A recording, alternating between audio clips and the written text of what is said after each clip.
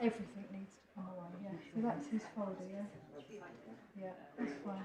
And all into what? Just on your bit. Alright, yeah, that's fine. Sure. No, that's fine, that's fine. We're ready. Not ready? Alright.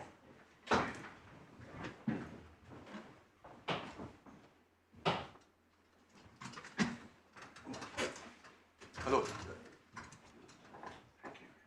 With the permission of my learned friend, may I redeem a promise of this morning? There should be a clip in front of you containing, amongst other things, the Cargill decision. Are you redeeming the promise or performing it? Performing, although the use of redeem to mean perform in that sense is a perfectly valid 16th and 17th century usage. We've got Cargill. My daughter reforms right now. Yeah, Cargill. Can I show you the case first and then what Benjamin says about it? It's the latter part of this clip. Can I have soft copies of this, please? Not instantly, but as soon as possible. Yes. Sorry. Yes. And I don't think one needs to know too much about the head note, except just to say that there was a performance bond given by the Bank Indo-Suez to Cargill in the context of the contract between Cargill as seller and the Bangladesh Food Corporation as buyer. And there was a demand on the bond, but it turned out, or at least was asserted to be excessive because liability was due. And then if we go to page 468 of the report, against the letter G to H, in Lord Justice Potter, he says, as Mr. Hossain accepted, such a bond is a guarantee. That is not to say it is a guarantee in the sense that it is all the normal incidents of contract of surety it is concerned. It has that feature. Its purpose is that the buyer I'm so sorry, where are you? I'm sorry, 468 of the report, the letter G to H at the bottom of the page. If we have Oh yes, I've got it now, thank you. I'll summarise by saying it's a guarantee. One purpose is for the buyer to have money in hand, and then over the page at 469 in the letter A, describing the other features of the bond, proof of damage without.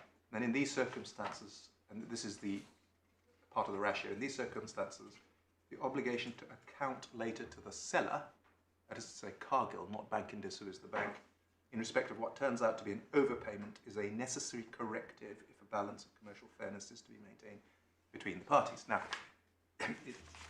necessary though it may be, this appears to be the first case in which it was so stated. And then if you look at 471, Lord Justice Staunton puts it in his inimitable, or at least unimitated fashion. So far, you're not going to do it, are you? I'm going to read it. 471, letter E, Lord Justice says, if my heart ruled my head, I would award the money to the State Corporation of Bangladesh and not to an arm of the Cargill Empire. I'm not sure one can say that sort of thing nowadays. However, he says, I regard the law as providing that the Bangladesh Corporation cannot keep the money except to the extent that it can establish loss from breach by Cargill. And then the general situation relating to performance bonds is that they provide the bond has to pay forthwith, usually on demand, but subsequently there has to be an accounting between the parties to the commercial contract. And he goes on to say that that's the position here.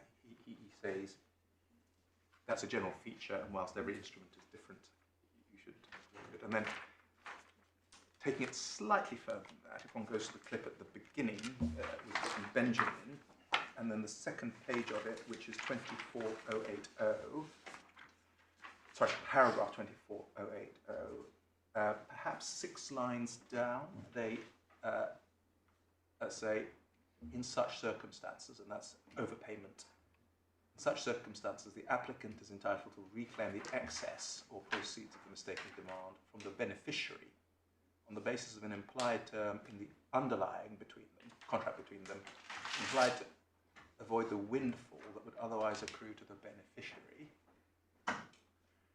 And they add a little bit further than that. And footnote 302, the first case is Cargill. You can see that at the end of this clip, although has been repeatedly cited, and Cargill is regarded as the first statement of the authoritative statement of the principle. And then in the second paragraph within 24080, there is, however, no basis for implying into autonomous guarantees and undertaken on the part of the beneficiary to account to the guarantor for any sums which may be determined to be excessive, or the proceeds are mistaken, unnecessary, require the guarantor to start judging things. And the citation for that is a case called Us inter impex in 2018. That's what I meant when I referred to the Cargill. I think I call it the Cargill principle. But there it is. It's the principle recognized in Cargill. Thank you.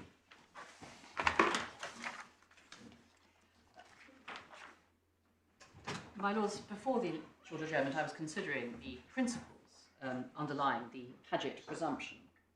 And I was about to say that I accept that the merits case in the Court of Appeal extends that principle to insurers.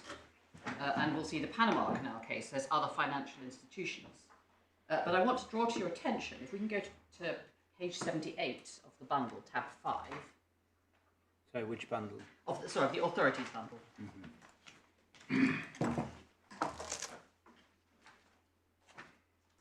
Sorry. Yes.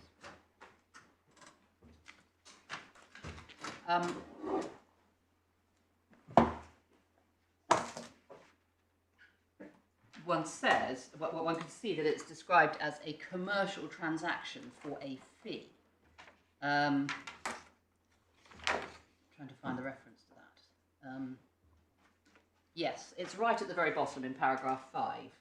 On the 1st September 2006, Merits, that's the insurer, agreed with HWS it would provide APGs, advance payment guarees. This was a commercial transaction for a fee. And we also set out in our skeleton the extract from the ICC uniform rules for demand guarantees, and they are reproduced on page 81 of the bundle, the extract.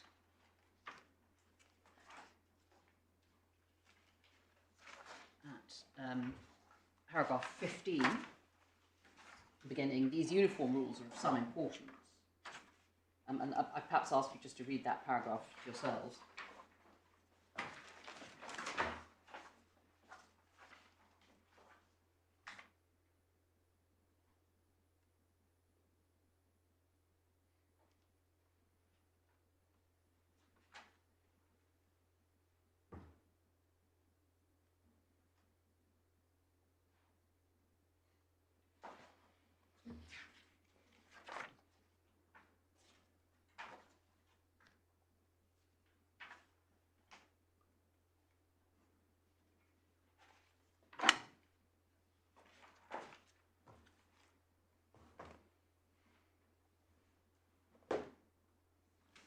And in fact, the incorporation of these ICC rules was held to be the definitive factor pointing towards this guarantee being a demand guarantee.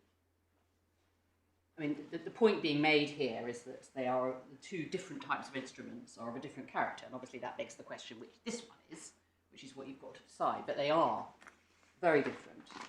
And I also wanted to take you to the judgment of Mr. Justice Beatson in the first instance version of this decision, tab 4 at page 68 of the bundle, paragraph 66, where Mr. Justice Beatson says, in the present case, while Merits' primary business may have been as an insurance company, it was also providing financial instruments in return for a fee. And then there's reference to the uniform rules and to Andrews and Millett.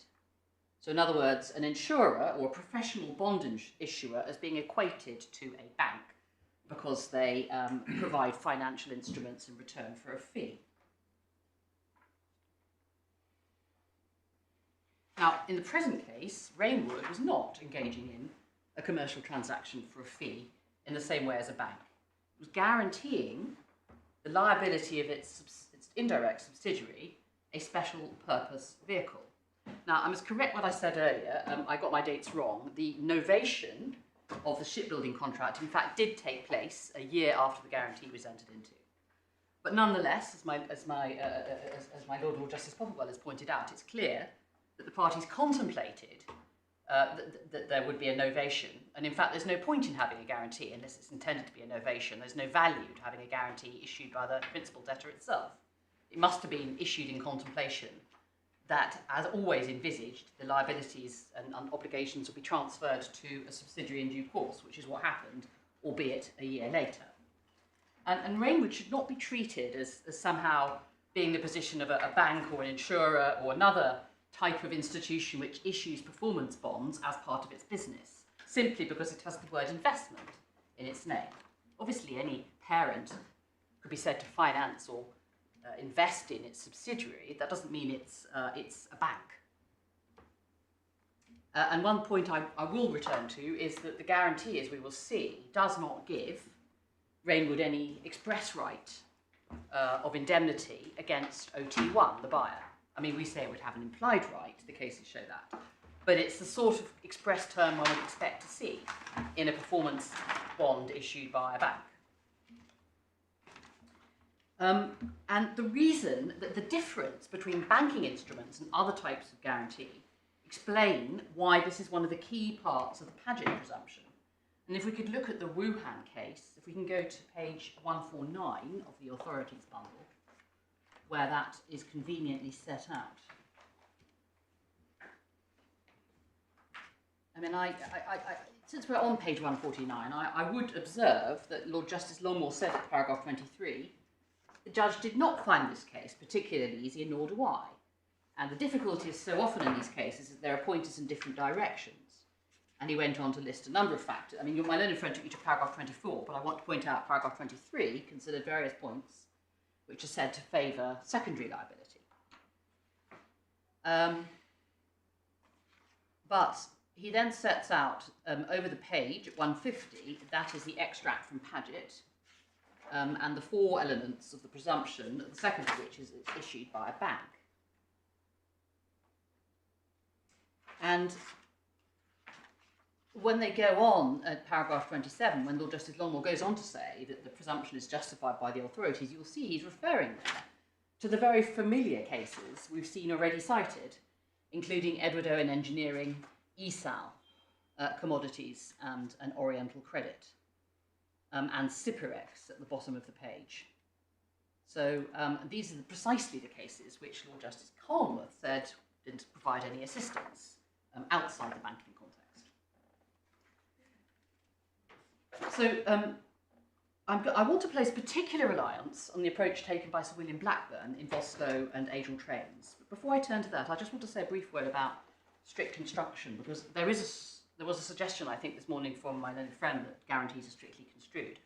I suggest, in fact, there are conflicting lines of authority, but actually, to the extent there is a strict construction, it's one that favours the guarantor.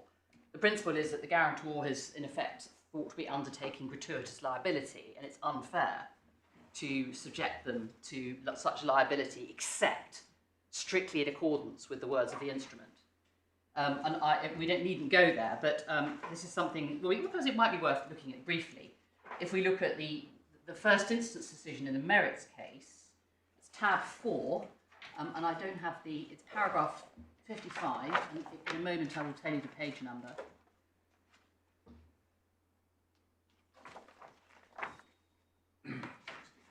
'65, thank you. 65.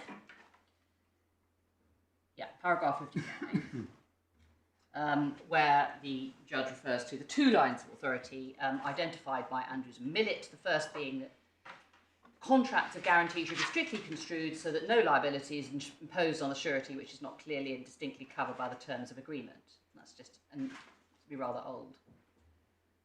Then he discusses the contra preferentum principle. And then at 58, he refers to the second line of authority, cases which indicate that contracts of suretyship are to be construed in the same way as any other contract. And then at 60 he says it's not necessary to resolve the differences in the two lines of authority. What does seem clear is that a guarantee has to be construed as a whole, as a commercial document. And there's a reference to a judgment of Mr Justice Stanley Birdton, and who said he did not approach the provisions of the guarantee with the hostility traditionally shown to exemption clauses. And I can also refer you to the WS tank ship case at paragraph 126. Again, I'll give you the reference in a moment.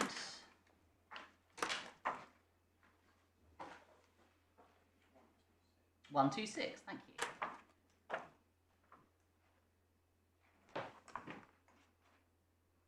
So again, he sets out submission by the bank as to the correct approach. And then Mr Justice Beatson expresses some, sorry, it's Mr Justice Blair in this case, expresses some scepticism. He says in 127, it's worth noting that the reason for a strict approach to construction given in Chitty is that in general the surety receives no benefit from the contract, which is, as so far as he's concerned, gratuitous. This is far removed from situations such as the present in which a financial institution issues a demand guarantee for a fee.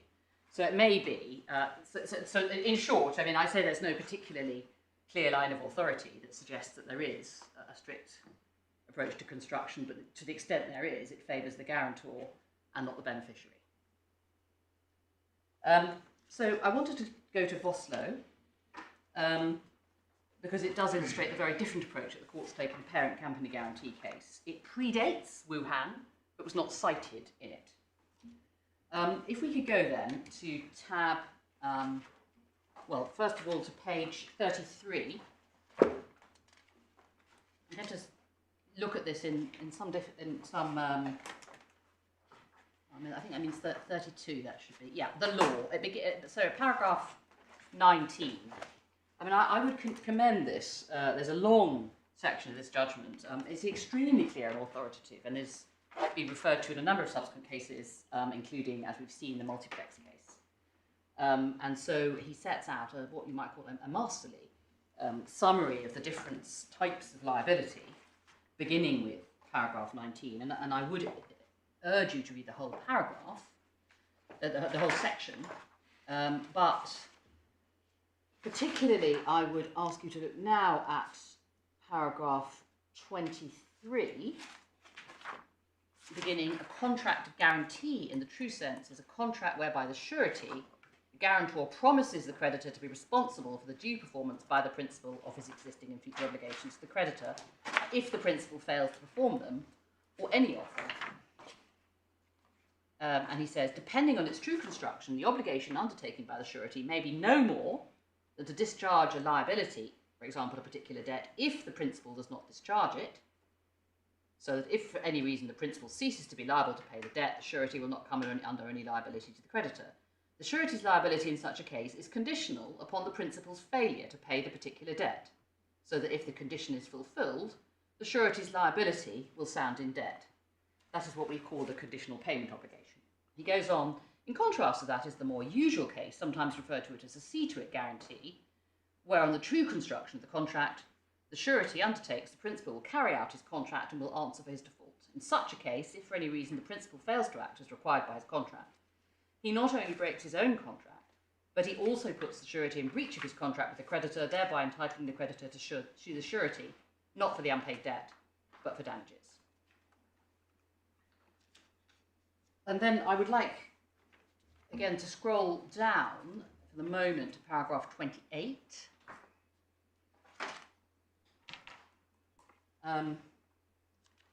Here he describes the so-called performance bond, sometimes known as a performance guarantee, or demand bond, or demand guarantee, or even first demand guarantee. He says, in essence, it's a particularly stringent contract of indemnity. It is a contractual undertaking by a person, usually a bank, to pay a specified money to a third party on the occurrence of a stated event, usually the non-fulfillment of a contractual obligation by the principal to the third party.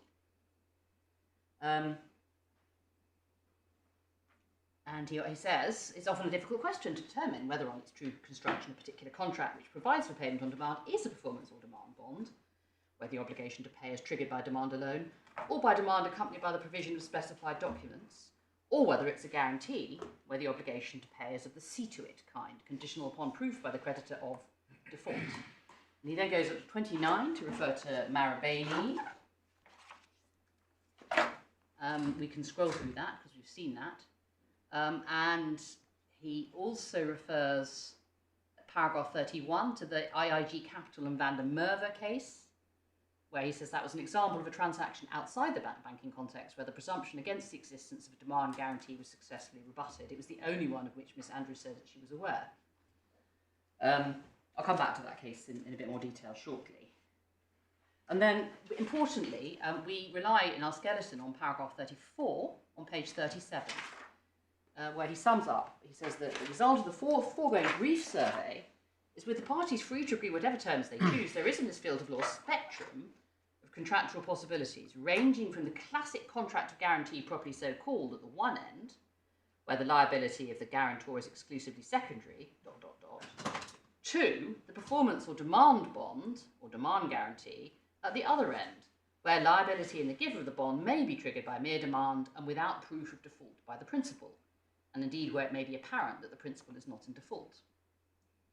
And then he says there may be little to distinguish, and it may not matter whether the obligation undertaken is in the nature of a guarantee or an indemnity. Where it does matter, the question is whether the liability to be enforced is secondary to that of the principal, in which case it's in the nature of a guarantee, or primary, in which case it would be the nature of an indemnity.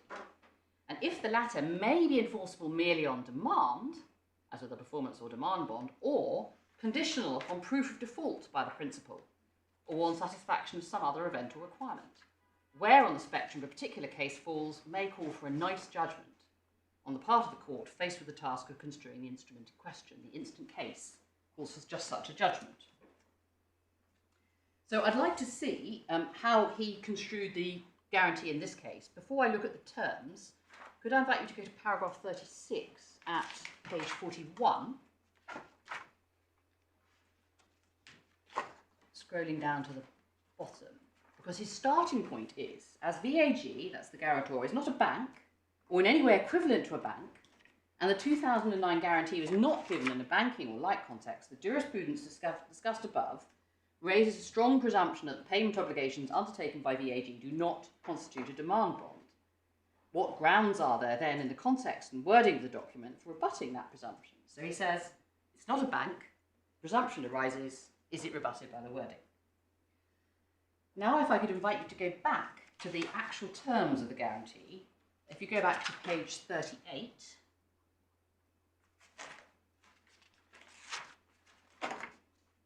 and halfway down the page, at little f, you'll see the words guarantee and indemnity.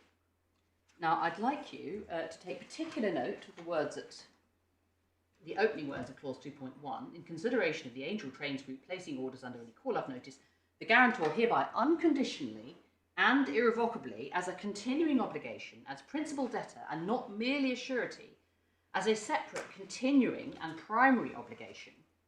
And then we go on. So that language is actually very similar to the wording of clause 1 of the present guarantee, and also to clause 3 of the guarantee in this case. I don't know if you want to look back at that at the same time.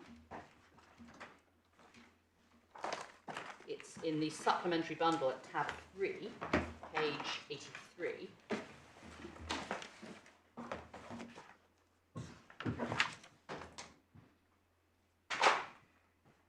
So the words in capitals are similar to the words in the opening part of 2.1. What's your submission on the content of the words and not merely as surety? What do they achieve? Very little, because they are used so interchangeably in instruments of both types that it's impossible to place any strong reliance on them. We'll come to that when we look at the Autoridad case. But those words are frequently used in documents which are held to be simply guarantees. But not merely as surety suggests something more than a surety. Well, indeed. I mean, if you took those words at face value without any history or looking at anything else, you might well assume, well, it means principal debtor, means it's a primary obligation. I mean, the problem is there are so many cases in which those words are being used in see-to-it guarantees properly called. But aren't you inviting us to interpret the contract as the guarantee as meaning merely as surety? The opposite of what it says. Well, I'm inviting you to find that those words do not make Reignwood primarily liable. It makes, I understand that, but your submission essentially is their surplusage. yes. As so many of these, I mean, unfortunately, this is an area of the law in which many words are surplusage. And that if one has to give content to them, then Well, you have they to. couldn't, they couldn't be read consistently with it being a... What you have to do is look at the whole. I mean, obviously, one prefers not to completely eliminate words, but you can't look at a single word. You've got to look at the whole context, and that's what. Sorry, that statement was blinding not obvious. completely eliminate words. One prefers not to. Well, quite. I mean, sorry. I mean, it is quite a long way from statement of starting. bleeding obvious, I'm afraid. But yes, you have to give it some meaning in its entire context. And my point is that you can see here from this that this is a case where these words are used, which you might, taken in isolation, think, well, that's obviously primary. And yet, Sir William Blackburn says, no, not so. I'll show you what he says in a moment. I just want to show you the actual words, and then I'll show you what his conclusions were.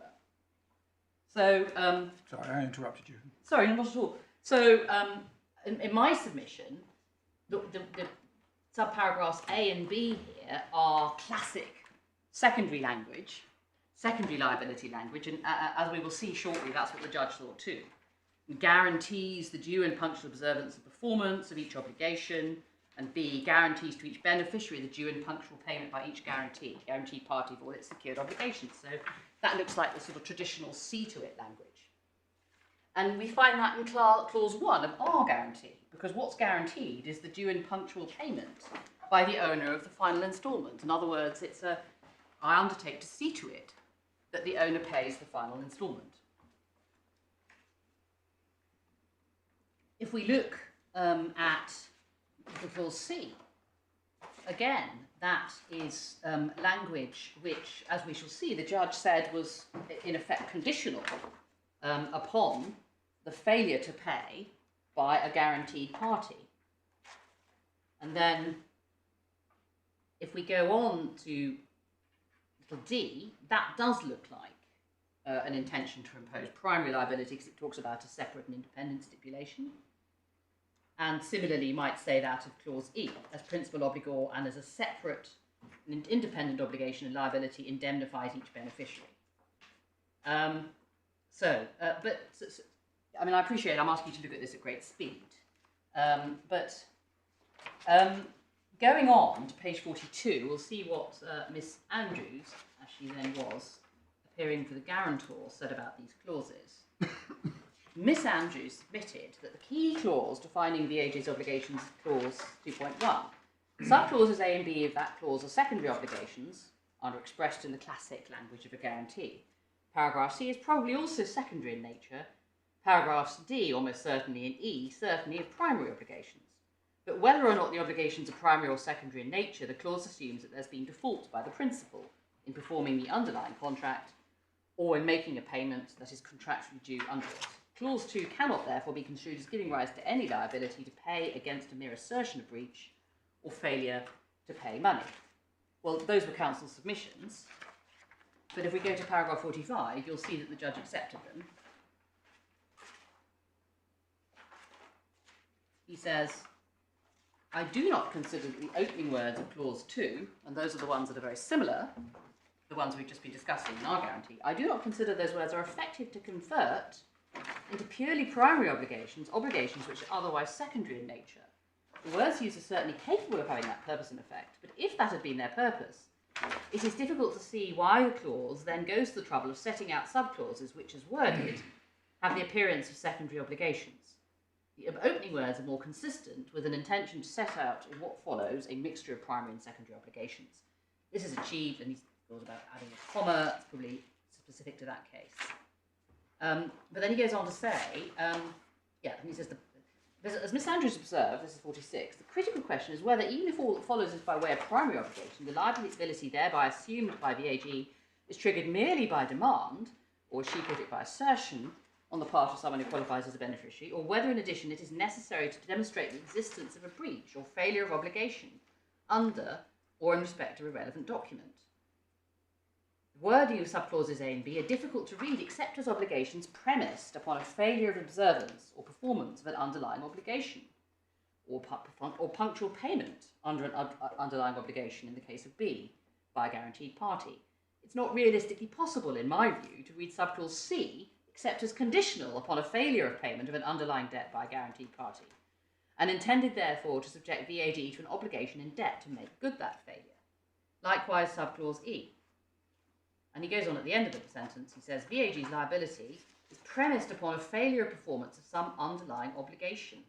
The intention is to make good the loss thereby suffered. It is premised upon the establishment of that loss by the beneficiary.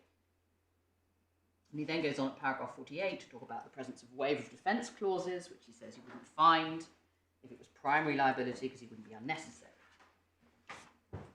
And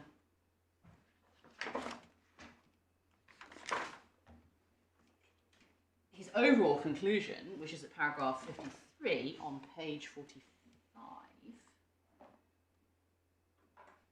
viewing the instrument as a whole, I do not consider that the presumption against construing it as a demand warrant has been rebutted. Clause 2, which sets out what the obligations are which VAG has undertaken, is premised upon the establishment of a failure of performance, including a failure of payment, under a relevant document. None of the other provisions, viewing them individually or in combination, alter that conclusion, which is a much more elegant and precise way of saying what I was trying to say clumsily a moment ago. Where's the equivalent in the this guarantee to the first part of clause 4 in our guarantee? Sorry, let me be clear. So which paragraph? Sorry? The first part of clause 4 of the Yes. guarantee in this case. Forget the proviso in the second part. Where's the equivalent here? You probably said it and I missed when you were going through. No, Well, it's paragraph 3.1 at page 318 Thank you. D, which is dealt with by Miss Andrews, paragraph 41. Very grateful.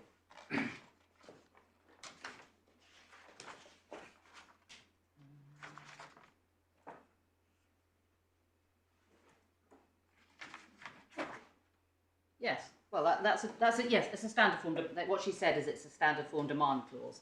We should look at the words of 3.1, which are at page 39. But that's simply a provision. All sums hereunder shall be paid on demand. But ours is more, because actually in our clause 4 isn't just pay on demand. It's in the event that the owner fails to punctually pay the final instalment in accordance with the contract, which implies a sum which is actually due, not just alleged to be due from the owner, and any such default, again, default is the language of secondary liability, continues for a period of 15 days, then upon receipt by us of your first written demand, we shall immediately pay to you or your assignee all unpaid final instalment. So that's what I say. I mean, I'll come back to the wording of this guarantee in more detail in a bit, but I say that is redolent of secondary liability. So were those words in the Wuhan wording? I think they must have been. We can look at that, but Wuhan is very similar, apart from the accent of proviso. I think they were. Let's have a look.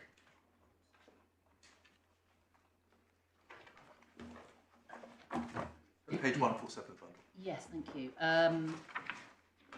In the Yes, event it that is the remarkably buyer similar. fails- It's a little C on page 147. In the event that the buyer fails to punctually pay the second instalment. Even Yes. the same split infinitive. Yes, except, of course, that we have, of course, the additional reference to in accordance with the contract, which is stronger wording than in Wuhan. But other than that, it's similar. And what did Lord Justice Longmore say about that? Presumably the same argument was addressed. Well, I mean, as you saw, Lord Justice Longmore says, well, there are 6 pointers one way and 4 the other way, and that's a hopeless way of approaching this. You've got to resort to presumptions. That's how he dealt with it. He includes it in one of his factors going the other way at Yes. paragraph 23. Yeah. Yeah.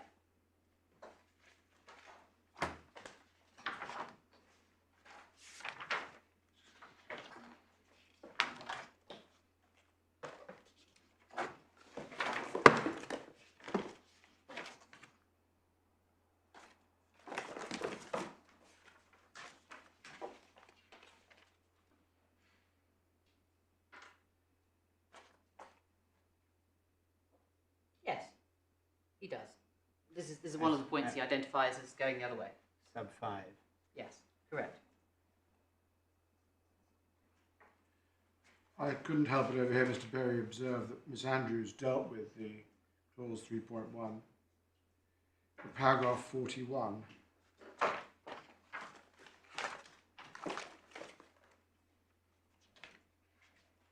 Yes. In which she observed that clause did not define the circumstances in which VAG's liability arises. Yes, that's true, but then... Is that the same? That's not the same. No, but the wording is very different because, as you can see, clause 3.1 is much more abbreviated in the version sheet. It just says all sums payable hereunder shall be paid on demand. It doesn't say anything about the buyer, the equivalent to the buyer having failed to pay the first instalment. But turning that submission round that Miss Andrews made, would it follow that because our clause 4, the first part of our clause 4, does define the circumstances in which liability arises, the guarantor's liability arises, then it is a factor? No, I would submit that that's precisely my point. That it defines the circumstances in which the liability of the guarantor arises as a failure on the part of the owner to pay something which is contractually due under the contract. In other words, there has to be proof of default.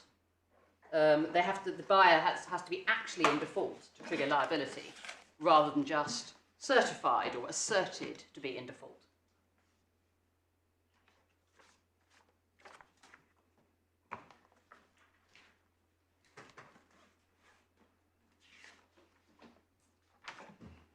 I also wanted to take your lordship to the Panama Canal case at tab 9. There's a very useful overview at paragraph 81, which is at page 220 of the authorities bundle.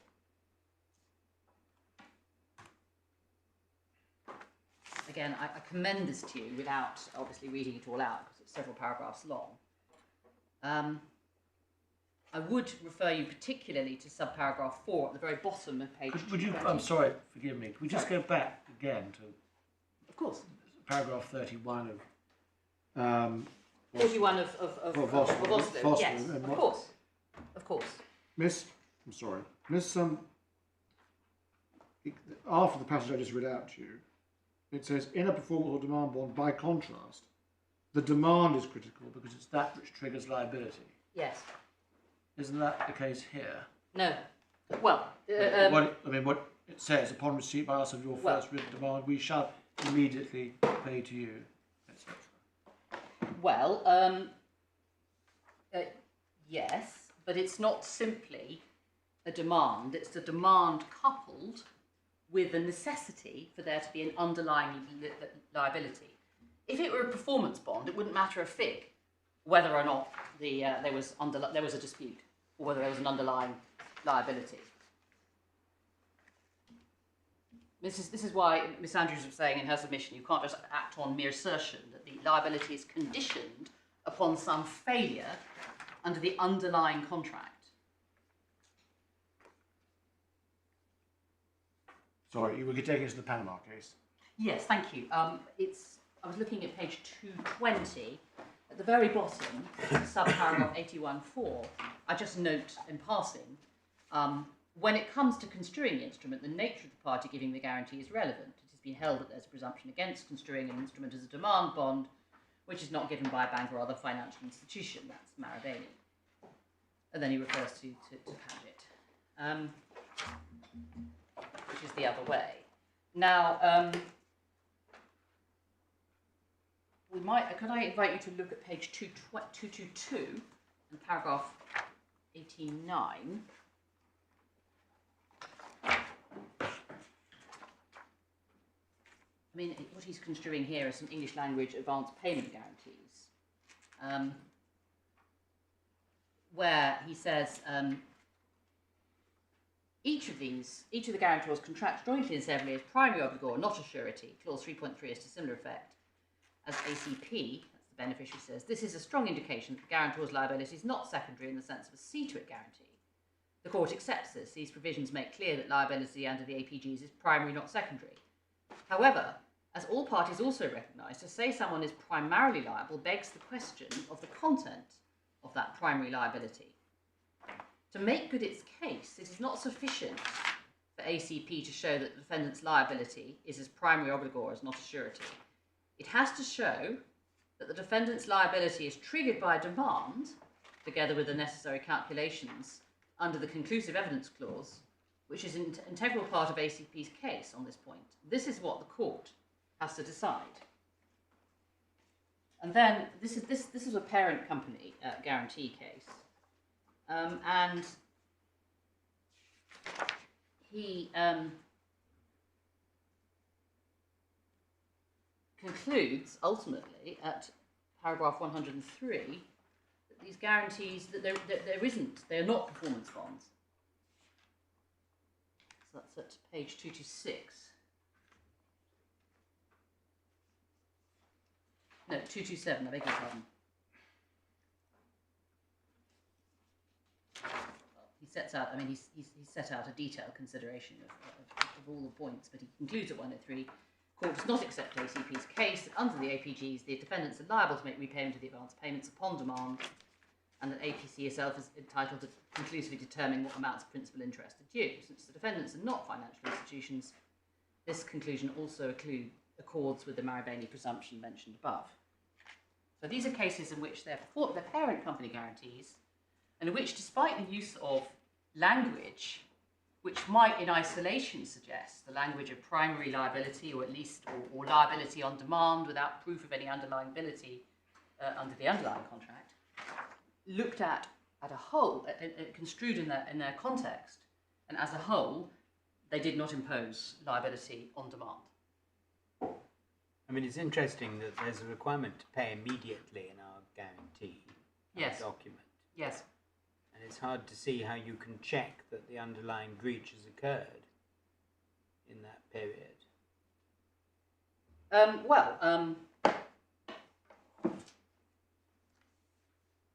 Yes. But I mean, there's it implies it is. I will be saying that this could have been beyond doubt, by use of different wording. For example, there could have been provision for a certificate to say that the beneficiary hasn't made payment, or a conclusive evidence clause to say this is the amount which is due from the beneficiary, which is binding on you. But the absence of those points away. But I mean, is it any more than the good faith provision?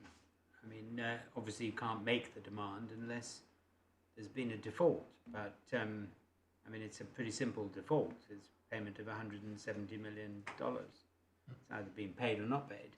Well, I mean, the problem is, as in this case, the contest is as to whether effective delivery was made. Well, I can tell you that the issues raised in the arbitration were, firstly, whether a ship complies with the contract and its specification in all respects. In other words, technically, are there points that need to be addressed before the ship is ready for delivery in accordance with the contract? And the other is that delivery was not tendered in accordance with the contract, and particularly with the certificate of class and other documents. And those are the issues which the tribunal is considering. So the case for the owner is that the delivery has never been validly made, and so they never come under any obligation to pay the first instalment. Excluded by 7. Yes. 7 says any dispute is not to prejudice this, and the only concern you have in 4 is to satisfy the fact that the owner has failed punctually to pay the final instalment guaranteed in accordance with the contract. So I think my submission would be, my lord, that the words immediately pay, when taken in the context, including the fact this is not a banking instrument, do not convert this into a performance bond, given all the indicators to the contrary. I mean, these matters are never easy. I mean, as Lord Justice Longmore points out, there are indicators both ways. But so what are all the factors that are to the contrary? Can you just list them quickly for us? Right, well, it's... I mean, I understand the words, the default of the first few words of paragraph 4 itself, in the event that. Okay, Well, for a start, when one's also looking at clause 1, as I said, that's the language of secondary liability. When you say, I guarantee the prompt payment of a sum due under the contract, that you're effectively undertaking see to it liability. And I say the same is true of clause 3. What's been guaranteed is the performance by the owner of interest, and there's a reference there to the default, which contemplates, I mean, interest doesn't accrue until there's been a default. And then I say that the wording of clause 4 is conditioned in the way that's described in Vossloh on a failure, an actual breach by the owner in failing to pay the final instalment, not just an assertion. When I take the point that you know, the shipyard can't make a fraudulent demand, but I mean, the problem here is that there might be a genuine difference of view as to whether or not the ship is ready for delivery. That's what we've had the arbitration about. Yeah, but that's not the question. Yeah, no, that's not the whether question. I there's can see that. failure to punctually pay. Yeah, but but yeah, I say essentially, I mean, that language in the event that the owner fails to pay, again, it's conditioned on a failure to pay. Mm. But can I just anticipate my submission really on the second issue, which is about the effect of the proviso? Because I say, even if you're against me and you were to find that the first part of this clause does impose a liability to pay on demand where there is no dispute, the position is completely different where the proviso is engaged. And as I've said, the proviso is engaged simply because there was a dispute at the time when the demand was made, and it has been referred to arbitration, and that is enough to trigger the proviso. Well, is the evidence that there was a dispute at the time the demand was made, or do we just not know on the evidence? It's, well, I mean, the evidence, this was a preliminary issue. So essentially, the sequence of events was as follows. On the 11th of January, 2017, the Shipyard served a notice on the owner that they expected them to take delivery and pay the final instalment on the 22nd of January 2017. They did not do, those things did not happen. So on the 23rd, you'll see this in the chronology. Well, can I Which we do. just give me a moment to get it out, yeah, because... Okay. Right, so there was a series of notices. There were a series of notices. Yes. So, There was find the chronology first. it's tab 5 of the core, page 48. Thank you. 12th of December, So 12th of December was the notice of completion. physical completion. Yes, that's basically a notice that says the ship has passed all its tests, and we call upon you to give technical acceptance of the vessel. So that was that. And then on the 11th of January, there was what's called the delivery and demand notice. That basically said, we are going to deliver this vessel to you, or physical handover, as my learned friend said, on the 22nd, and you must pay the final instalment on the same day. And that's what's the date on which the protocols of acceptance and delivery are to take? Well, they never were. This is No, the but thing. are to take place. When should they take place? They should have been on the 22nd. I mean, the problem is that having sent this notice, the shipyard then did nothing else, which is one of the issues that's happened in the arbitration, whether that's, you know, the consequences of that. But anyway, what they said they wanted to do is they said they wanted the buyer to accept the ship and take delivery, and it was a paper delivery by the exchange protocols on the 22nd and pay. And on the 23rd, the yard sent a notice saying you're now in default because you haven't taken delivery and you haven't paid the final instalment, and we're going to give you 15 days notice, and if you don't make good the default, we're going to terminate. And there was no reaction to that. So you can't say that's a dispute simply arising No. from they're not paying. No, well, no, quite. But then on the 17th of February, the yard said, you have failed to remedy the dispute, you failed to pay the instalment, we are terminating the contract, which they did. Yes. Or you know, obviously there's an issue about the validity of the termination, but yes, they claimed to terminate the contract. Yes. Yeah. And at this point, the owner was in fact under control of the joint provisional liquidators of the parent, who in fact were appointed on the same day as the termination notice was sent, 17th of February 2017. Yeah. So we say that they're having the shipyard had treated the non-payment of the final instalment as entitling them to terminate the contract, and they also said it was repudiation at common law. Yeah. So they said that entitled them to terminate contractually and bring the contract to an end at common law. Yeah. And we say that's well sufficient to establish that there was a dispute. Why? Because they had said you haven't paid. Well, they may have been entitled to do that. Yeah. That doesn't mean Well- that doesn't mean there's a dispute. Well, when we Certainly dispute it for the purposes of what's defined in the second half of the proviso to clause 4. Yeah. Mr. Berry is right that for the purposes of triggering an arbitrable dispute, all you need to do is fail to comply. yes, But correct. That's not the kind of dispute we're here talking about. Well, It's triggering the yeah. clause 4 proviso. Well, as we shall see from the Shipyard case in due course, it's a very low bar. What Mrs. Justice Carr says in that case is just failure to respond to a letter saying we think there's a dispute, or we think it itself makes it clear that there's a dispute. Well, there's plenty of authority that is so for Yes. the purposes of an entitlement to arbitrate. Yes.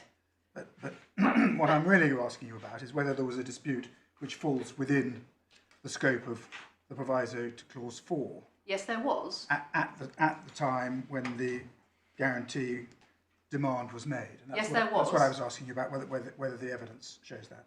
Well, no. What again? I don't want you to give evidence. I just No, want you no, to I'm let us just know telling you whether, what whether that is in the evidence or not. Okay. No. So it isn't in the evidence. No, because the point has not been taken. No. In a simple, in a word. I mean, obviously, if we could have put in some evidence. No, fine. I just. Yes. No, it's not in the evidence. That's where I came into this discussion. No. Was there any evidence? I mean, that there was a dispute in the sense that I was using it Exactly. at the time the demand was made, and I think your answer is exactly. no evidence either way before this. Yeah, exactly. No evidence either way. Precisely so. Yeah. Thank you.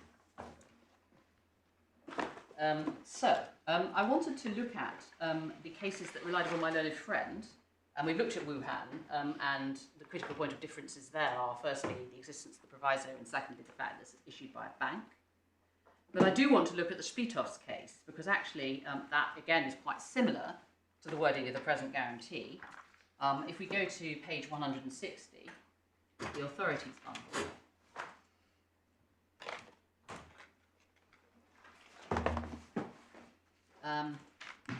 There are, at paragraph 21, are the material parts of the guarantees, and you'll see that they are not quite identical, but very similar to the guarantee provisions in this case. Again, Voslo was not cited to Mrs. Justice Carr in this case.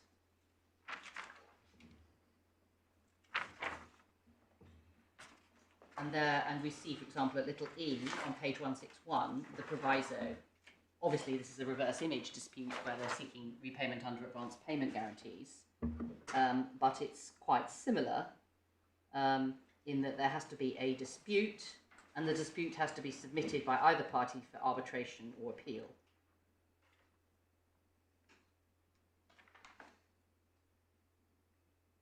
Now, having shown you that, I should take you to page 170, and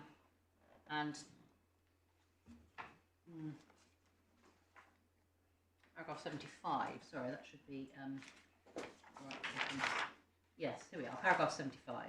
It is 170, yeah. Now, my learned friend took you to that. I mean, she said, well, the existence, in essence, at 77 and 78, she says that the existence of this proviso doesn't mean it's not primary. But what triggers the liability is a document, namely an award or court order. And it's not by reference to the merits of any underlying dispute. So like, as with a letter of credit, when one presents documents, I mean, the parties can stipulate it could be any kind of document. And in this case, they've stipulated that it should be an arbitration award, and that's what she says the effect of the guarantee is.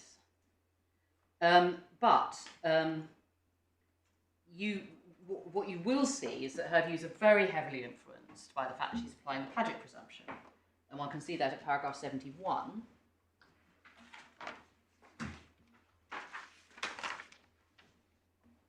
On page, 169, thank you. But she refers there to Wuhan and she and she recites the passages from Wuhan that set out the Paget presumption, and she then applies that at paragraph 72.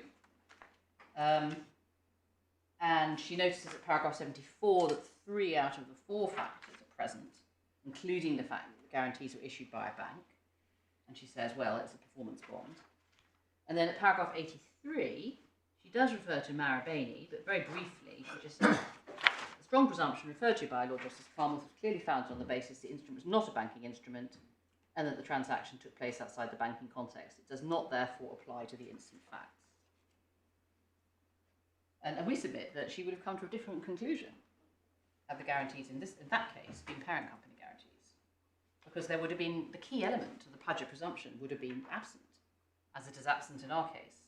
And the starting point would have been the presumption that this was not a demand guarantee.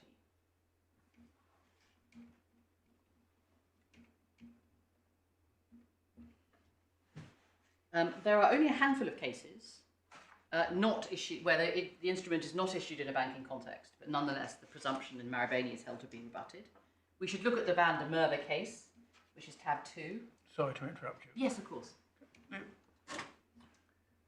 The essential difference from the recipient's point of view between a see-to-it guarantee and an on-demand bond is that the see-to-it guarantee achieves, but only achieves, heading off counterparty risk, essentially. Yes. It gives you the benefit of a new counterparty with the financial and in this context, commercial probity. I mean, in the shipbuilding context, it's not just a question of the solvency of a one ship, no ship buyer, but often incorporated somewhere like Liberia, where it may change hands through bearer shares, and you've no idea who you're actually dealing with. Yes. But that's Quite so. its counterparty risk is met by a see-to-it guarantee. Yes. An on-demand bond may fulfil that purpose as well, Yes. but additionally has a cash flow benefit. Absolutely. Now, if one's looking at it as those are the two benefits that the beneficiary is seeking to achieve, why should it make any difference whether the person giving the guarantee is a bank or a parent? It's simply that if you're looking for cash flow, I mean, there is banking instruments have evolved for the purpose of providing the cash flow advantage. And so if you've got a banking instrument, it's a fair assumption that the parties intended you to have the cash flow benefit. But you can't, if the guarantee is provided by a parent company, you can't infer from that it must be a demand guarantee because the parties must have intended. But that's not a function of who is providing the guarantee. That's a function of the commercial context in which the guarantees are being given. Yes. The commercial context in which they are being given by banks suggests that what is being required is cash flow. Yes. And in other circumstances where they're only being given by a parent, the context may suggest that the only purpose is heading off counterparty risk. Yes. But that's not a function of who's giving them. It's a function of the context in which they're given. Now, we're dealing with a shipbuilding contract. Yes. And we know, well, perhaps you dispute this, but we know that cash flow is a benefit for which the beneficiary of a guarantee, whether it's a payment guarantee in favour of the yard or whether it's a refund guarantee in favour of the buyer, cash flow can be a consideration which dictates that they want something that's equivalent to an on-demand bond. Yes. So it all comes back down to the language. But in those circumstances, in that shipbuilding context, why should it make any difference whether it's a parent or a bank who's giving it? It surely all depends on the language as to whether, in a context in which cash flow is a consideration, the parties have bargained for something that gives them that cash flow protection, as well as the counterparty protection. Well, I would agree with that. It's just that I would certainly caution against approaching the instrument on the basis that it must be assumed that the parties were looking for cash flow consideration. They may or they may not in a parent company guarantee case. My point is that that might be it is a fair presumption where you've got a bank guarantee, that the purpose of it was to secure cash flow. But you can't make that presumption where it's not a bank guarantee, and that's precisely the point that the Marabini case is getting but at. nor can you make the opposite presumption, which is what you're inviting us to do by reference to Marabini. You say if it's not a bank, you must assume that it's not a cash flow. That's not what Lord Justice Conway said. Well, what he says is that's your starting point, and you look to see whether the presumption is rebutted by words that indicate that the parties nonetheless intended a demand guarantee with all the cash flow benefits that flow from that. What he said was the absence of such language in a transaction outside the banking context creates a strong presumption. Yes. Yes. And what I would like to show you, is the kind of case. So the question is, what sort of language in a case outside the banking context rebuts the presumption? I'm going to show you exactly what sort of cases, what sort of language rebuts the presumption and why that's different from our case. I'm saying that the language used in our guarantee does not rebut that presumption, does not entitle you to conclude that the parties must have approached this on the basis that the shipyard would have cash flow cover. But well, I'm putting to you a slightly different point, which is you start by categorising this as outside a banking context. Yes. As synonymous with the guarantee wasn't given by a bank in this case. But we know that these guarantees are sometimes given by banks. Yes. And sometimes they're not. Yes. And the context is the guarantees given as security for the shipbuilding obligations, to put it loosely. Yes. Yes. The yes, context is not who's given them. And to No, describe it as outside the banking context, just because it wasn't a bank in this case, seems to me to be putting the presumption on a fair enough. false basis. I understand. Yes, but again, I hope I'm not repeating myself. But yes, I accept that. But nonetheless, I think I could put it this way. I mean, what Wuhan shows us is that it's really a slam dunk where it's a bank. That, you know, it's almost beyond argument that where the Paget presumption is met. Well, not just where it's a bank, but in the shipbuilding context. Well, this is the thing. Not so. This is the whole point. Why does the Paget presumption give commercial certainty? Because it's issued. Because the instrument is issued by the bank. These are the distinctions which the cases themselves have made. I mean, that's because. I entirely understand you're planning yourself on the language that's been used in Marabini and Wuhan. I'm just trying to understand why. Yeah. What the logic is. Well, I mean, the logic seems. The best I can do with that, and Mr. Justice Knowles asked me similar questions, is that there is a very clear tradition of authority surrounding banking instruments like letters of credit, where the courts have said for 100 years that they are the lifeblood of commerce, and that parties, you know, the bank has got no concern with the underlying transaction, and, you know, it just pays against the documents and looks to its customer for reimbursement. And so historically, if you like, commercial instruments of this sort have evolved in a banking context, and that obviously includes insurers and professional bond providers and so on. But what Lord Justice Carnwath is saying in Marabini is, well, that's all very well, but we're not concerned. None of that helps us. We're not looking at one of those irrevocable banking instruments, which everybody knows and is familiar with. You know, you've got to start from a different basis when you're not looking at a transaction, an instrument issued in that context. Is there any evidence as to your clients' trading activities and how they got involved in all this? I mean, None, because this is proceeded as a preliminary issue, you see, as a construction. So we've never had a trial. But I mean, you would it be unfair to say that your clients were the financing party? They are one of them. I mean, they put in. I mean, they've got a 70% shareholding. There was another. Other interested parties into 30%. And there's no. Sorry, they were the full funding party. They were full funding party. Yes, you're looking. Full funding party for the instalments under these contracts. Yeah, they put the money in. Yeah, they of course they have. They financed it. Yes. They were approached. They hadn't been involved in offshore drilling before. They were approached by the management team from OOL. Yes. Who didn't have any money. Yes. And were persuaded To invest. to invest. Correct. And as part of the investment, they took a 70% shareholding Yes. of the parent, and they funded the instalments. Yes. So then wouldn't, they're wouldn't not- it be fair to call them the banker? No. I mean, obviously I'm using this in a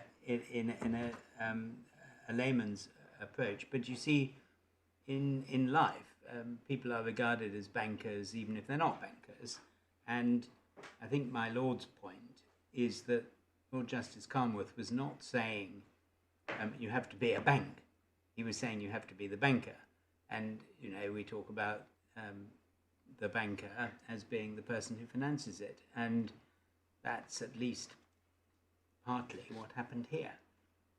Well, I suspect, it may well have been the case in Marubeni. In Marubeni, the guarantor was the government of Mongolia, standing behind some Mongolian state company. So they may well have been the financier in that case, for all I know. I'd have to go back and look at the facts. But the difference, I think you say, between a parent and a bank, and to be fair, Mr. Berry only puts your client somewhere between the two, not firmly in the bank context. But the distinction you say is that a bank has no independent interest in securing the contract by offering to provide the letter of credit, whereas a parent does have that independent interest and therefore taking equity. Benefit from that. It's taking equity, it's taking a stake in the venture and the success of the venture. It may well lend money and get that back at interest.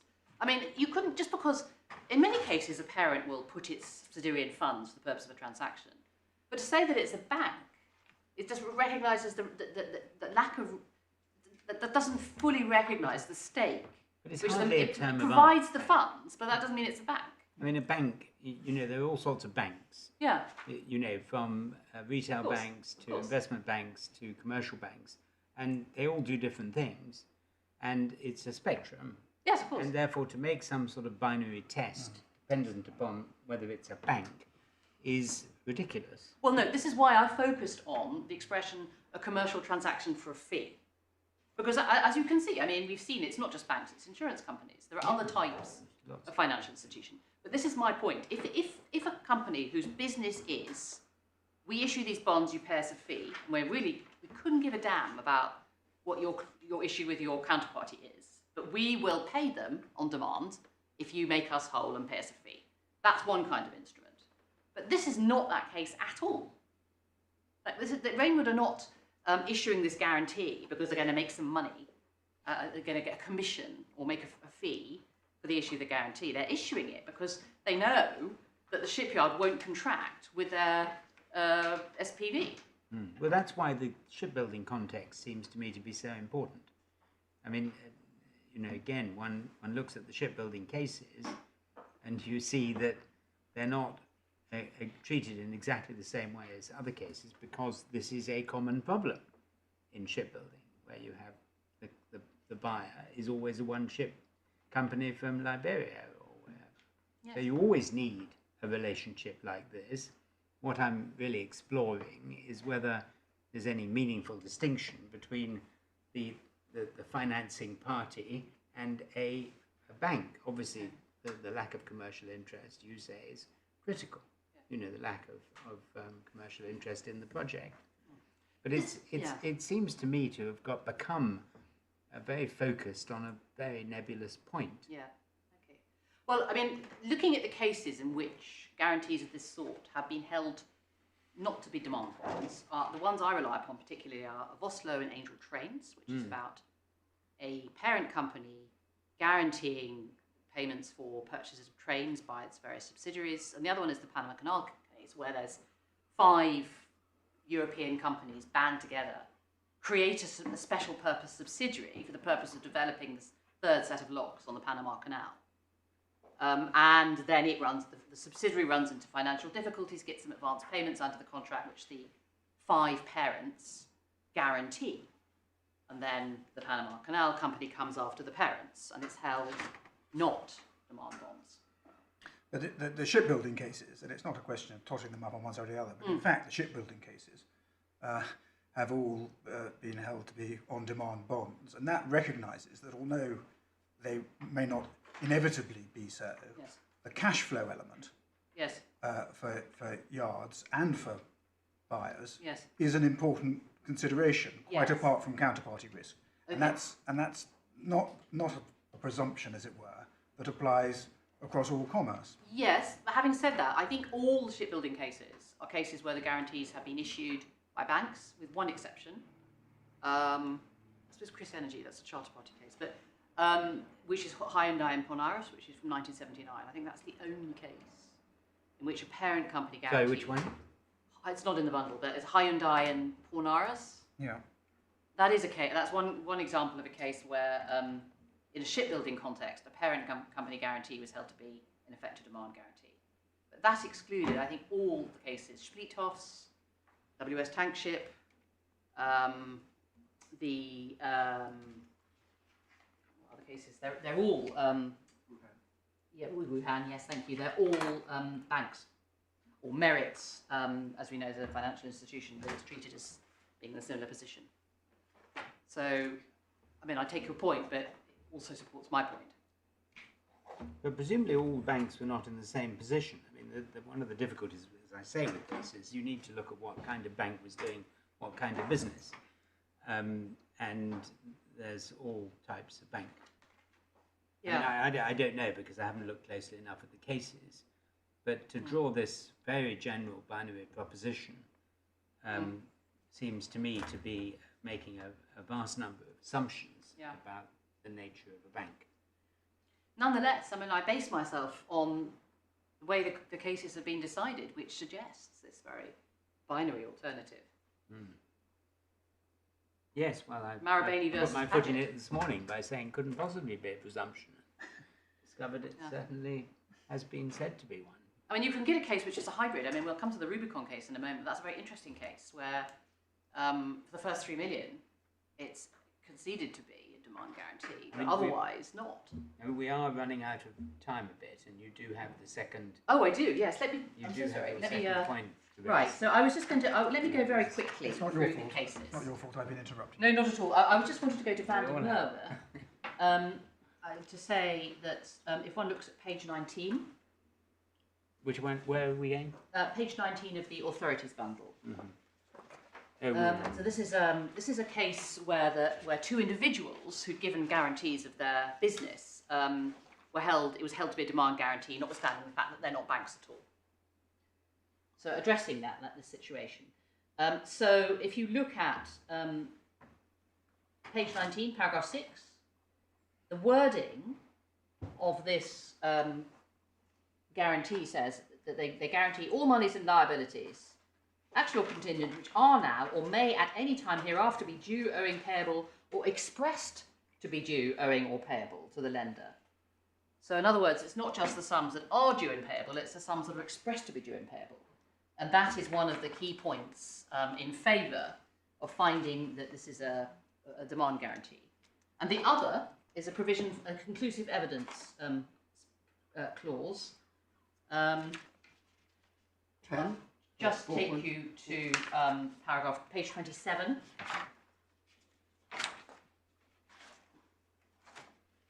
When they refer to clause 4.2, provides that a certificate in writing signed by a duly authorised officer stating the amount at any particular time due and payable shall, save for manifest error, be conclusive and binding on the guarantor. And what Lord Justice Waller is saying, I agree with the judge. I mean, I should be fairness, I should go back up to paragraph, he's considering the language of the deeds. So he says, and he recites there, condition 2.1, the language, the guarantor agreed as principal obligor, not merely as surety, and so on and so on. And there's that language, you can't see it very well from in the electronic copy, but it refers to expressed to be due and owing.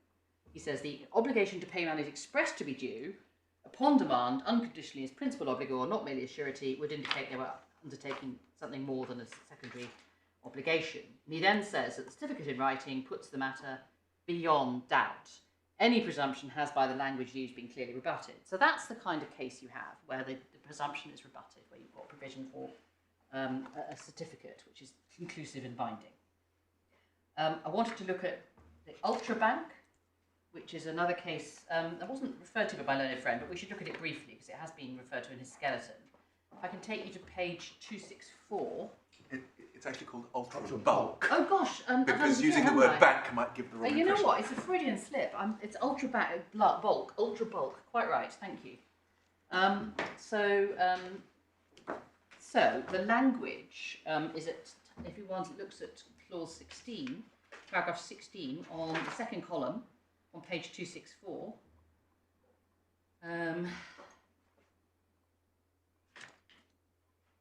Because he says, I, the guarantor, hereby unconditionally and irrevocably guarantee that if any reason Gujarat do not repay the Gujarat liabilities by a date, I will, on beneficiary's first written demand, pay a sum equivalent to the Gujarat liabilities plus the interest. So in other words, he's not paying, he's undertaking his own obligation to pay a sum equivalent to the liabilities, not to pay that, he's not undertaking to see to it that they pay.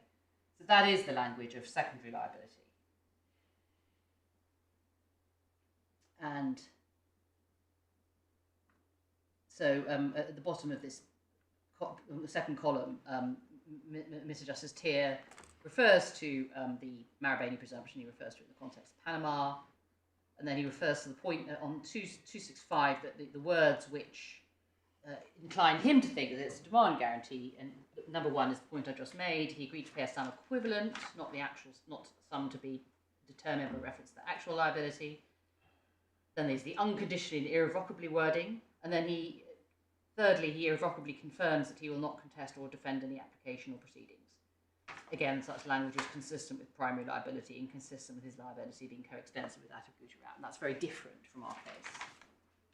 And I want to refer you also to the multiplex case, which is, it's a different sort of context. I mean, we saw that the judge refers to the Marabini case, but he doesn't set it out or cite it or consider whether the presumption would apply or not apply.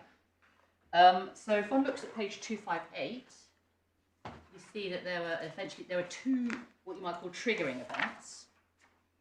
If you look at paragraph 36, the first triggering event is that should the subcontractor suffer an event of insolvency. So already we're in a different world because an insolvency event is not a breach of contract. So we're in a completely different world from an obligation to see to it that a party performs their obligation. I mean, it's very difficult to construe this as anything other than primary liability. But the second trigger is, or otherwise not be able to pay back the advance payment to the contractor immediately upon receipt of a written demand from the contractor. So, and that, in my submission, is much more like a secondary obligation. And that's basically the conclusion that the judge reaches. If one goes to paragraph 43 on 259,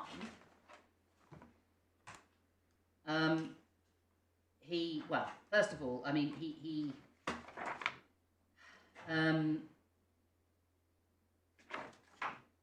trying to find I've highlighted the right bit. I mean, he just to put this in context, he's noted that the first trigger is simply an event of insolvency. 43 says the second trigger is not quite so straightforward. It requires first an inability on the part of DBC immediately to pay. This trigger therefore requires DBC to have failed to comply with its primary obligation to repay. After that's occurred, an obligation arising on the part of Mr. Dunn. And then he goes on further down the column to say there are no reason why both triggers have to be construed the same way. One could be a primary obligation on Mr. Dunn and the other a secondary in relation to a different trigger. Given it's the first one, the event of insolvency upon which Mr. Buckingham relies, the obligation needs to be construed as the one that arises upon that trigger or event occurring, such an event has doubtless occurred. So he's looking at a very different sort of situation where there's no doubt that an insolvency event has occurred and that gives rise to primary liability.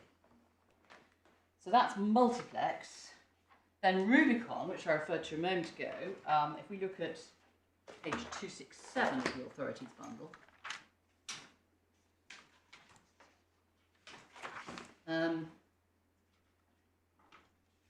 the head note is quite a quick way of looking at it. He refers to the two presumptions, and he says, in the second column, paragraph 1, he says, the guarantee in the present case fell into both categories. The on-demand liability rose in relation to the first $3 million US worth of claims, in relation to which Chris Energy deputed it was obliged to pay. And in fact, one should look at the clause itself on page 270. It's clause, well, as my learned friend showed you, there's clause 4. In circumstances where the amounts are not in dispute, obligation to pay within 48 hours. In the event of a dispute, then there's a split. So if there's a dispute as to, in respect of any amounts demanded under this guarantee, that's not language found in our proviso, the guarantor should be obliged to pay up to 3 million on demand, notwithstanding any dispute between the company and the guarantor. And the guarantor should be entitled to withhold and defer payment of the balance of the sum in excess until a final judgment or final award is published. And in the circumstances, the guarantor concedes that up to 3 million, this is primary. And the judge says, well, in the light of that concession, Marabini doesn't even arise because it's conceded this is a demand guarantee at least up to the first 3, so I don't have to have reference to presumptions. And that's paragraph 18, but we needn't go to that. So I now need to move to my alternative case on issue 1 before addressing issue 2 very briefly, because I say that even if you are against me and you find this does create primary liability, that liability does not arise on demand where there's a dispute as to the liability to pay the final instalment. And I rely upon the observation of Mr. Justice Blair in the Panama Canal case, which I showed you a little while ago. It's, for the record, it's paragraph 89, where he said it's not sufficient to show primary liability. What has to be shown is that liability arises on demand. So as I've said, if on the construction of this instrument, it requires payment against documents without autonomously of any what's going on the underlying contract, what the parties have agreed is that the relevant document is the arbitration award. The timing of the reference to arbitration is irrelevant. And so we've said in our skeleton that this court is not confined to a binary distinction between a see-to-it guarantee and a demand bond, that there's a third possibility, the conditional payment obligation, which is a concept taken from the McGuinness and Peterborough case, that in effect a conditional payment is a promise to pay sums which fall due if the principal debtor fails to make payment. It gives rise to a liability in debt rather than the liability in damages. So that's by contrast with the see-to-it guarantee. So in effect it's a primary obligation, but it's one where the payment obligation is triggered by the default of the debtor. Or in our case, we say liability is triggered by the making of an arbitration award against the buyer.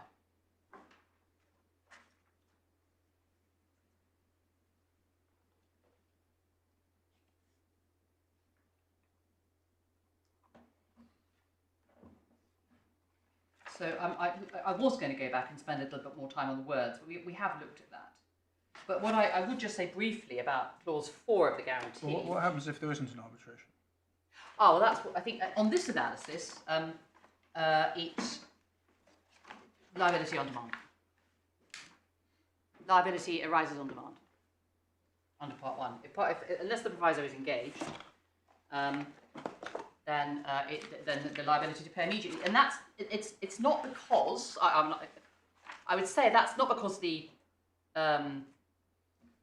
primary. That doesn't indicate that it's primary. It indicates that there's no dispute that the buyer is in default, or that the condition has been met. Sorry. I mean, I still don't understand your construction of the proviso, because Right. you say that it all depends on the existence of a dispute. Yes. But the words are, in the event there exists dispute, state Yes. of affairs, Yes. and such dispute is submitted to arbitration. Yes. So the proviso doesn't bite, does it, until the arbitration is begun? No, in my submission, not. In effect, the proviso bites. It's almost like a sort of condition subsequent. I mean, eventually, the dispute has to be referred to arbitration for the proviso to apply, but there's no time limit. I mean, there could have been a time limit, and we will see from some of the cases. How can there be no time limit when the obligation is to pay immediately on demand? Well, there is no. I mean, first of all, there is no obligation to pay immediately on demand in the event of a dispute. Now, I mean, I can what happened? Where does it say that? Well, that literally that's what the proviso says. In the event there exists dispute, It says not only and you'll be such dispute is submitted to arbitration, yes, then we shall be entitled to withhold and defer. yes, But yes. if there is an existing obligation to Ah. pay before reference to arbitration, you're not entitled No, to no. withhold and defer. I understand. So I'm moving on to the to clause to issue 2 because precisely that because my learned friend's arguments are predicated on the premise that liability always arises on demand in all circumstances, unless that by some obscure chance that the arbitration happens to being commenced prior to the making of the demand. Which is not outlandish. Well, it is in my submission. I mean, one of the things that it's very outlandish in circumstances where this guarantee is concerned with the payment of the final instalment. And my learned friend said, "Oh, well, there might be arbitrations prior to delivery." Well, maybe so, but that's got nothing to do with this guarantee. Yeah. And Mr. Justice Knowles was very rightly so. We say influenced by the fact that the shipbuilding contract, for example, has dispute resolution provisions which require the parties to attempt to reach amicable agreement before entering arbitration. And so if all that has to be done within 15 days, sorry, you're looking sceptical. No, I'm listening. I've got a different point I'm going to come to. No, fine, okay. Fine. I mean, my point is, and this is points that are recognised by Mr. Justice Knowles in his judgment, is that if you construe this as this provision is super narrow, as only applying in a very narrow set of circumstances where the arbitration predates the demand, that is inconsistent with the scheme of the construction contract, which requires a dispute resolution process and would encourage the shipbuilder to serve its demand as soon as possible to try and get. It will be a question of the battle of the notices, and that cannot have been what the parties intended when they agreed this. It may or may not be, but I don't understand how the words can be construed as not meaning that the trigger only takes place when there's an arbitration. Well, because that is literally what it says, and I want to show you Spleethofs in a moment, because in Spleethofs, literally, this point was just considered not even to arise. It seemed so obvious to the parties that this was right. Perhaps I should show you that. Sorry, before you do, can I just see it? Can I just understand what your submission is on Yes. what triggers the second half of clause 4? It comes in 2 parts. One is exists dispute, and one is dispute is submitted to arbitration. Now, Correct. Do you say that either of those needs to have happened before the demand, or can they both happen subsequent to the demand? Well,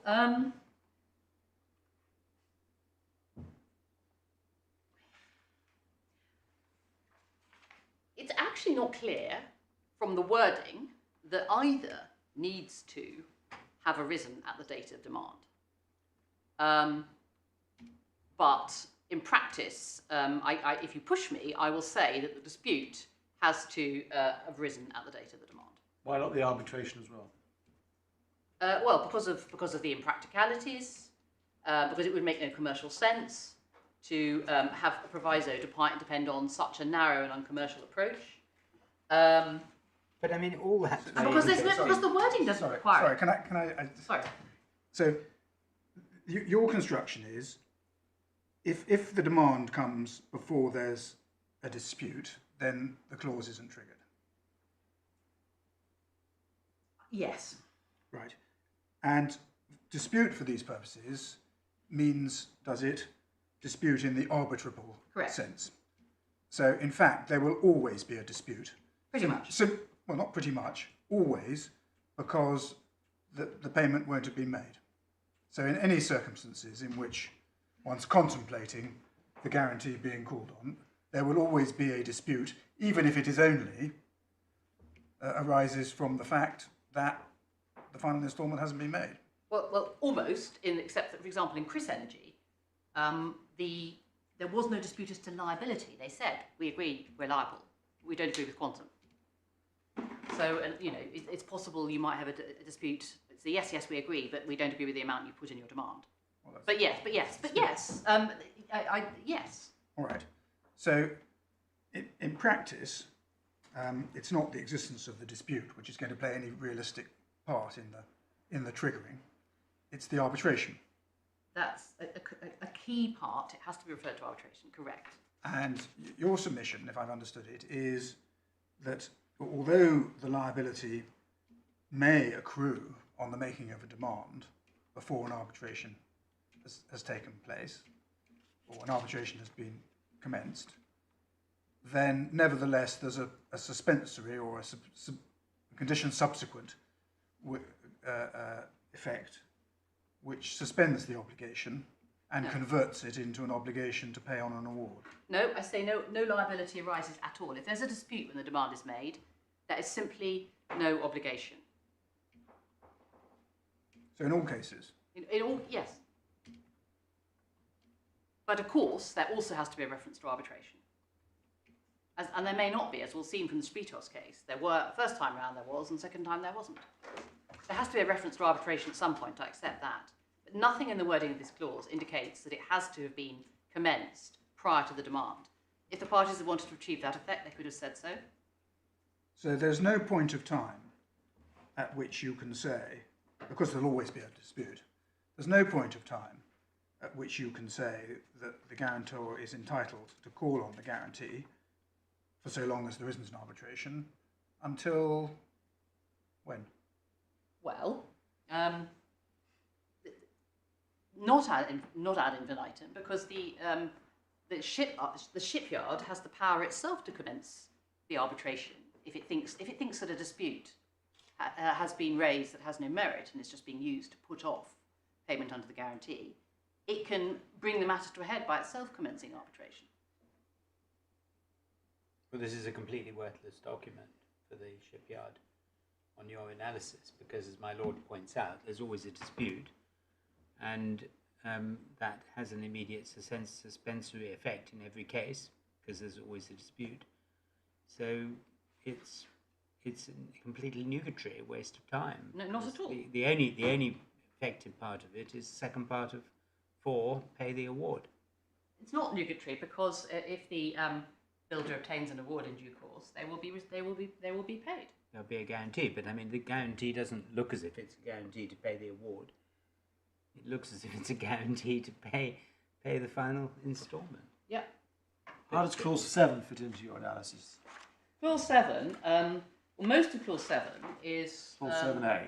Yeah, 7A. Yeah, because most of that is has to fit in. Because we say that that can't. I mean, on the face of it, that appears to contradict clause 4. Well, your interpretation of clause 4. Sorry. It contradicts your interpretation of clause 4. No, because we say this must, on its true construction, relate to a dispute other than a dispute over the final instalment. Any dispute. Any dispute, yes. But that must be read as subject to the express terms of clause 4. Why can't clause 4 simply be a carve out from clause 7, as Mr. Berry suggests? Well, I mean, in a sense, I mean, in the sense, the proviso is a carve out from clause 7, because yes, and I accept that. I think the proviso. So should we read clause 7 as save as provided in clause 4? Yeah. I mean, yes, I think that's right. So then clause 7 is irrelevant to your argument on the proviso.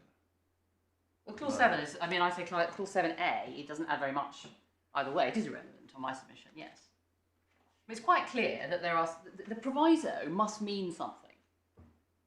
There must be circumstances, as my learned friend accepts, in which the existence of a dispute, which is referred to arbitration, means that the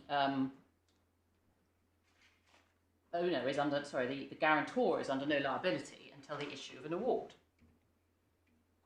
And the only question, therefore, is that exemption limited to the very, very narrow class of case in which the arbitration happens to be an issue prior to the demand? Or does it apply to cases in which the arbitration is commenced after the making of the demand? Or there's no It's a very narrow point. Or there's no arbitration. You say that essentially the obligation is suspended if there's no arbitration. It's suspended by the existence of the dispute. Yeah. And that's all you need. if there's no arbitration. But at some point, it will become clear that there is in fact no dispute, because if the dispute is not referred to arbitration at some point, it can be said that there's no dispute. No, because I think we've agreed that dispute here means arbitrable dispute, which, as we know, has quite a narrow concept. It's not as we know from the history of these cases, it's not a defence with a real prospect of success. It's not an arguable case or anything of that nature. It's simply that you say I dispute, and you say I dispute implicitly just by not paying on the payment obligation. Yeah. Can I show you how the parties in the Spreethoff's case thought this operated? They thought it made complete sense, and I can show you what they did. Exactly. Same clause. Sorry? Same clause. Very similar, very similar. That's tab 8.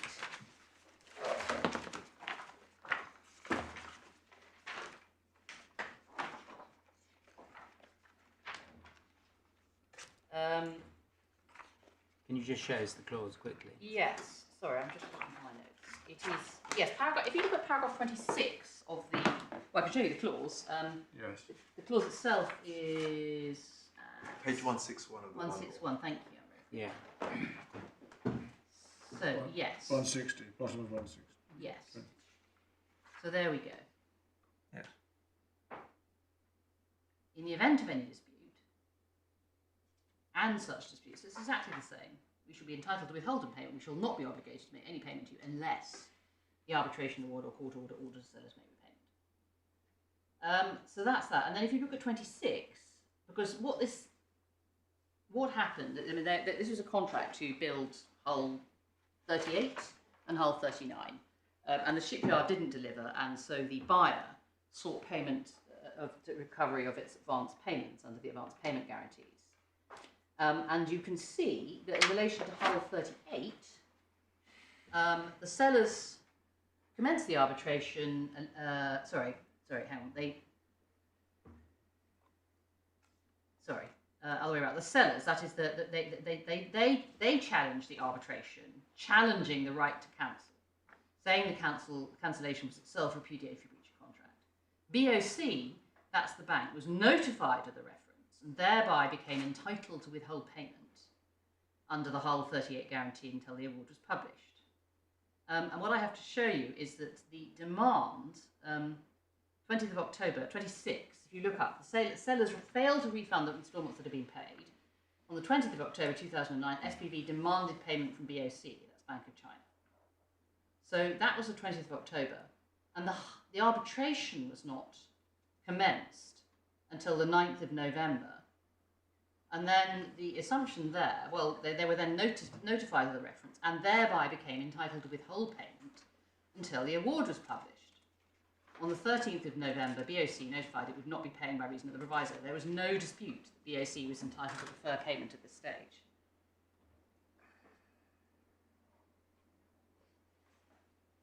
So that's what no one even suggested. I mean, they thought that precisely that. There was no suggestion that, oh, it's too late because you didn't commence the arbitration before the demand. Can I come back to the? Thank you. I understand that. Yeah.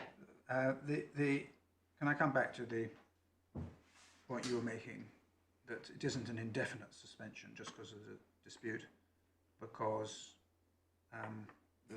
the builder has the opportunity Yes. to commence the arbitration. And bring the matter to a head. Yes.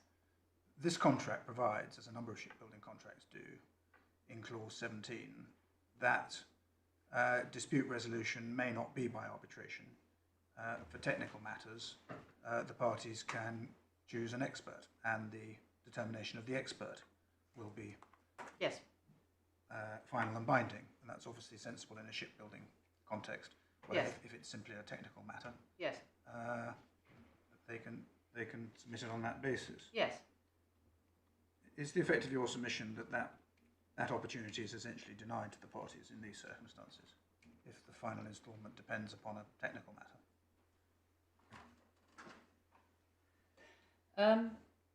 You have a dispute. No. You refer it to the expert. Yeah. You have a dispute. On your case, Once the dispute's resolved, I mean, I think in that case, the argument would be, as it was in Spreethoff's, I may show you, there's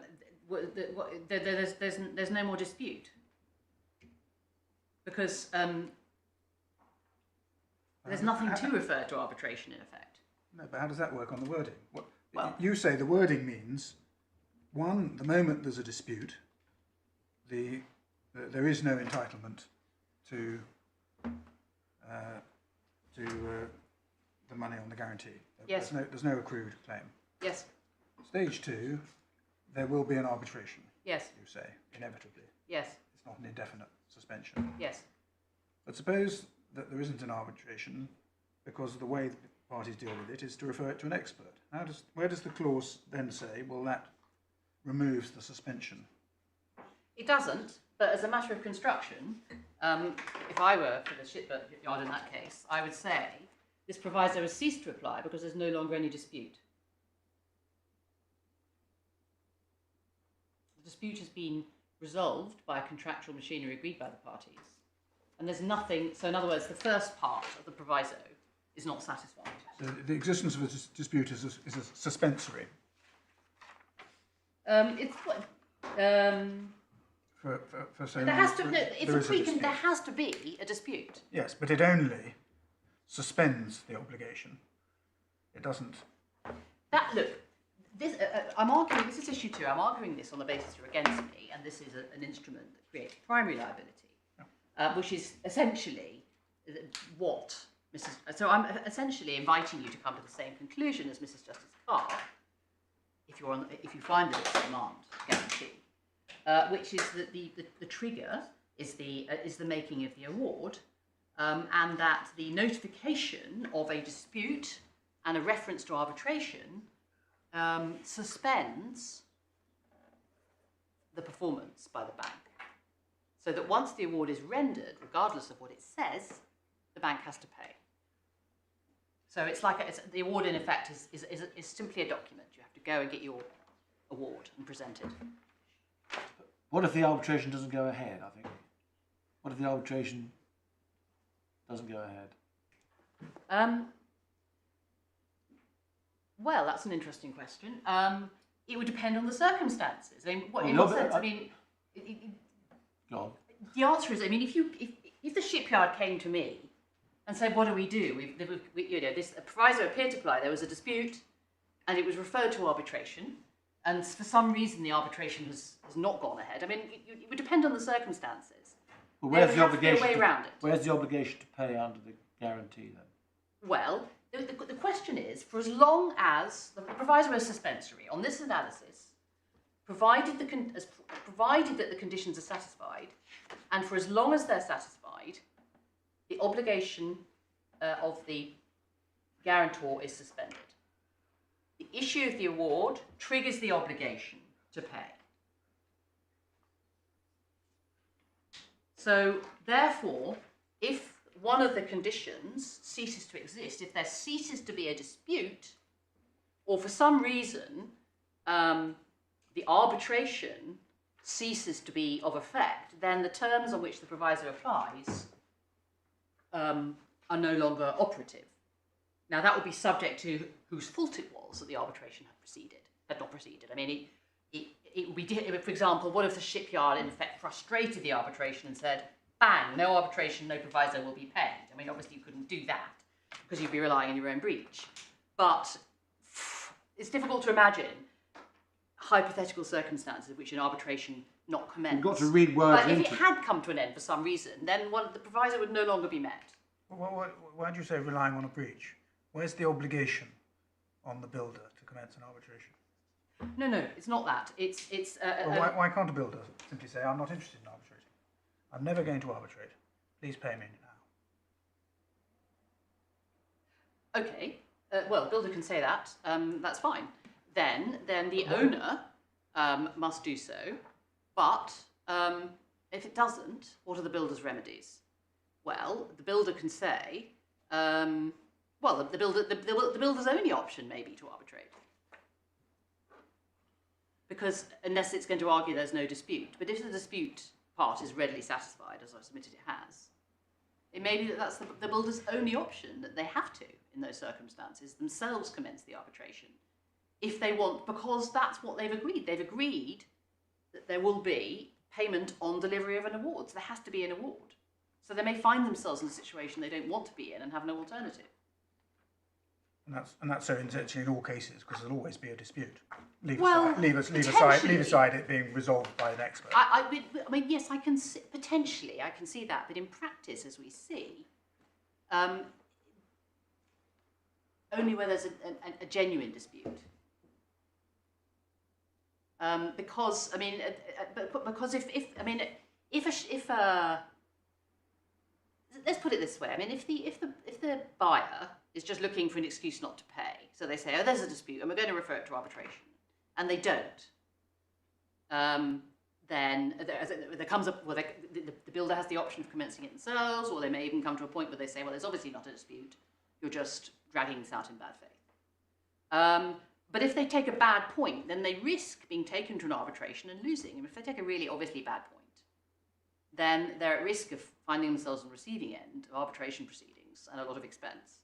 So that's a deterrent in practice.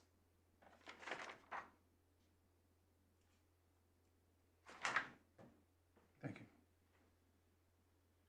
But what makes no commercial sense is in circumstances where it's accepted that in certain circumstances the obligation to pay is suspended and is conditional upon the delivery of an award. Why should those be limited to this very, very narrow window of time, basically 15 days, because there's 15 days in which the builder has to wait for 15 days for the default before it can claim under the guarantee. So basically there's a 2-week window for the owner to get its retaliation in advance by commencing an arbitration. It may be a little longer because I think there has to be a 15-day advance notice, or is it a 10-day advance notice of the final payment being due? That's not quite the same. I mean, that is true, but no, because the default, the failure to pay, in this case, the failure to pay the final instalment runs on the 22nd of January. So 15 days after that, the builder is entitled to demand under the guarantee. So the only way, on my learned friend's construction, that my client could have taken advantage of the proviso was to commence an arbitration in that window, in defiance of the dispute resolution. Well, it may not make any difference to the principle, but there is, in fact, isn't there, an obligation before that 15 days starts to give 10 days advance notice of the vessel being in a deliverable condition. No, actually, no. Have I got that wrong? No, what it is, you have to give 10 days notice advance in order to enable them to put up the deposit. There isn't actually any, this is one of the issues we had in the arbitration, there is in fact no contractual obligation to give notice of delivery. It merely contemplates that will be agreed. But what they do have to do is give them, I think, 10 days notice so that they can put up the deposit. They have to deposit the amount with the builder's bank to be released upon production of the signed protocols of delivery and acceptance. That's how it works. It's clause 3 of the contract, if you want to have a look. Yeah, that wasn't the provision I had in mind. I'm sorry to hold you up. Not at all, not at all. Can I just tie this down?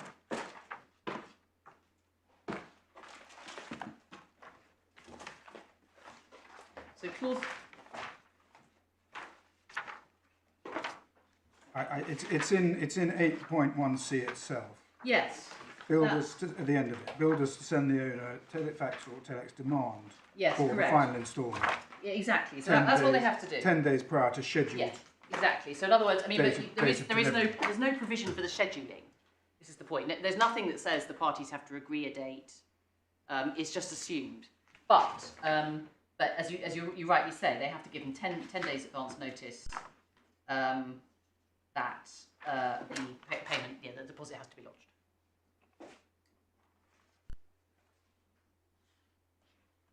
So no, in fact, the instalment has to be paid. Incorrect. Exactly. Correct. But so there'll be a please pay in 10 days' time, and then if they haven't paid 15 days thereafter, that's when the guarantee kicks in. Yes. So correct. And all I'm putting to you is that it's probably 25 days rather than yes 15 days in which there's a window to commence Yes, the arbitration. it is nonetheless an extraordinarily narrow window, and there's no obvious commercial reason for it. And there's certainly nothing in the wording of the guarantee. I come back to the plain words of the guarantee, which is that it doesn't say, provided that arbitration has been commenced before the demand, or even by a given date after the demand. And some of the contracts we've seen do, for example, have a backstop date for the commencement of the arbitration. Merits and WS Tankship, we haven't looked at those, but in effect, there's a 30-day provision after the claim is made for the return of the advance payments. And the arbitration has to be commenced within that 30-day window for the proviso to apply. But there's nothing like that in this clause. It's simply, in my submission, falls to be construed simply as it is. There are two conditions, and as long as they apply, the obligation to pay is suspended. Coming to an end, the suspension comes to an end when the award is issued.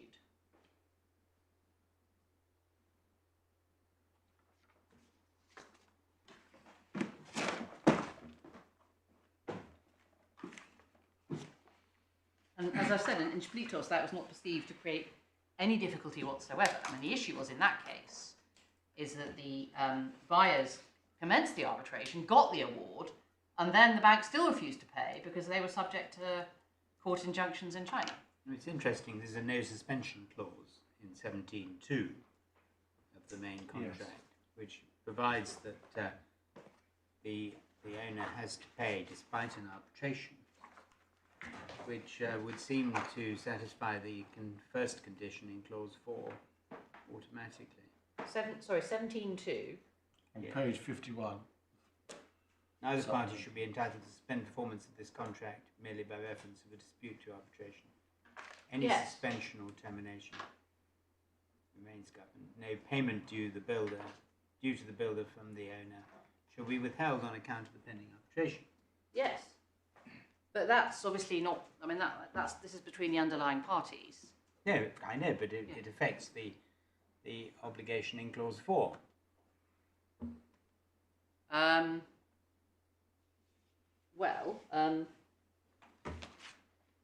mean, because clause 4 says, if we go back to that, anyway, I mean, we're holding you up, but in the event the owner has failed punctually to pay the final instalment guaranteed hereunder in accordance with the contract, any such default continues for 15 days. I mean, that automatically, there is a failure punctually to pay, because it's not a question of whether there's a breach or anything. It's just whether it's got paid. Yes. And so there's also a breach as well, but it's a contractual obligation, correct? Yeah. Anyway, I mean, I think we've got your submissions on the Yes, I don't think, let me just check and see if there's anything I wanted to add, but I think you have my submissions, my lord, yes.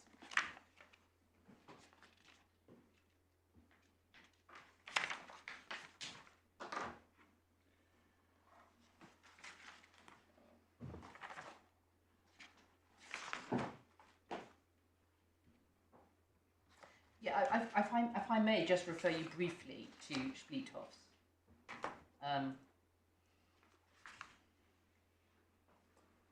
Yeah, 78. Pete, that's page 171, paragraph 78. Yes.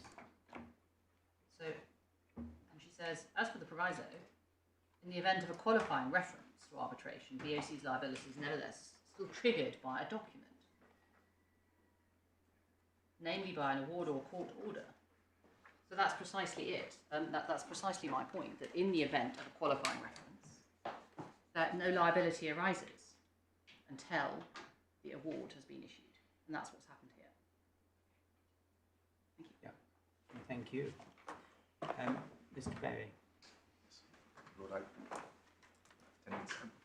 firstly, my learned friend referred to a part of Marubeni beyond that which I referred to. Can I just identify that? It's page 13 of the bundle, paragraph 28 of the authorities bundle, 2507 of the report. This is apropos of my Lord Justice Popplewell's question earlier on, whether what in paragraph 30 was confined to descriptive language describing it. If you look at the end of 28, his lordship there refers to previous authorities, and then the last three lines are, they provide no useful analogy for interpreting a document which was not issued by a bank and which contains no overt indication of an intention to create a performance bond. And in my submission, in that context, paragraph 30 isn't confined to, as it were, label or descriptions, but one can look within the document for overt indications of performance bond, such as the wording I've identified. Secondly, and in this context, it is the word banking context in paragraph 30. Obviously, you can't have a rule that an entity which has the word bank in its title, if it issues a document, it means something completely different if it doesn't have the word bank in its title. But what the imprecision of the context, of the words banking context, means that you will never know whether your document, identically worded to the other document, is or is not a demand bond, because you will have to inquire whether this is a banking context. So if it's issued by an insurance company, a parent company guarantee, you will have to look at whether the parent is in effect a banker. And conversely, with a bank, you will have to see whether the bank is, for example, a mortgagee in possession or something like that. So it has bank in its name, it's issuing particular documents to complete shipbuilding contracts for a different kind of transaction than simply for a fee. It is a recipe for serious inconvenience and uncertainty to make the meaning of the same words depend on whether this is banking context or not, particularly when you relinquish the simple test, does it have bank in its name? And that's not what the law is. The identity of the issuing institution, I would accept, can be a factor, but it is significantly behind the wording. Thirdly, Vossloh. Can I identify why, the ratio of why Vossloh was held not to be a bond? And I obviously rely on the fact that it's a completely different context than the shipbuilding context, and the cash flow point, which is recognised in all the shipbuilding cases, including Splithoff, was not a factor. The ratio of why this was not a demand bond was that it was not payable only on demand. The fundamental point is this is not a demand bond. Now, when my Lord Justice Baker asked my learned friend, well, where's the equivalent of the demand bond clause 4? I was able to identify it at 3.1, and you look at it, page 39, and it says this. The odd wording is, all sums payable hereunder shall be paid on demand. Now, many people would say that's the same as a demand bond, but Miss Andrews persuaded the judge that that meant something very different than pay on demand. And if you look at paragraph 41 of the judgment, his lordship records the extraordinarily skillful submission of Miss Andrews, as she then was, as follows. Clause 3.1 is no more than a standard form demand clause found in guarantees. It does not define the circumstances in which VAG's liability arises. Instead, as its reference to, quotes, all sums payable hereunder, points to the liability which arises, if at all, under clause 2.1. So the demand clause 3.1 there says, in effect, if there's a liability hereunder, then it'll be paid on demand. The demand doesn't trigger the liability, it defines the time of payment. This was not, on its construction, payable on demand. And that's why it's totally nothing to do with this case. On the ratio of Mr. Justice Blackburn, I mean, one could argue the point differently, but that was his ratio. Whether right or not, it is inapplicable here. Can I, then, merits, my learned friend I'm sort of trespassing a bit here, I think, because my learned friend referred to it compendiously in rather to particular points. But if I may just go to the point in merits at page 5, tab 5, page 85 of the bundle. The successful argument of Mr. Milligan, and this is an answer to her submission generally, by reference to other cases, but including merits that are our bond or our document requires the sums to have been due. So paragraph 25, Lord Justice Longmore in merits says that in these circumstances, it seems to me that paragraph 2 of the APGs requires a literal construction on the basis that the guarantees are to be operated against documents without regard to the underlying contract. The buyer did make advance payments and so on. And then it's against the letter G, but still within paragraph 25. Mr. Milligan submitted that the APGs were intended to operate on the basis that no refund had occurred, not on the basis that the builder had failed to make refunds when obliged to do so. On the true construction of the APG as a whole, I agree with that submission. And if you look at paragraph 2 of which he was talking, that is at the top of page 81 of the bundle, 187 of the report. If in connection with the terms of the contract, the builder shall become entitled to a refund, we irrevocably and unconditionally guarantee the repayment within the 30 days. So what he's saying is that is to be construed as saying, has there been a refund, or in our case, has there been a payment?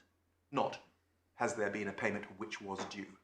And so in my submission, that negates the submission that my learned friend was making about the wording.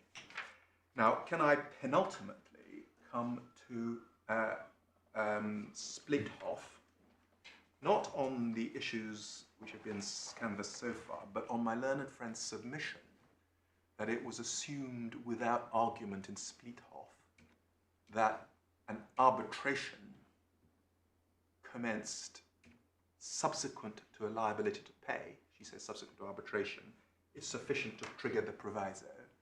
And in my submission,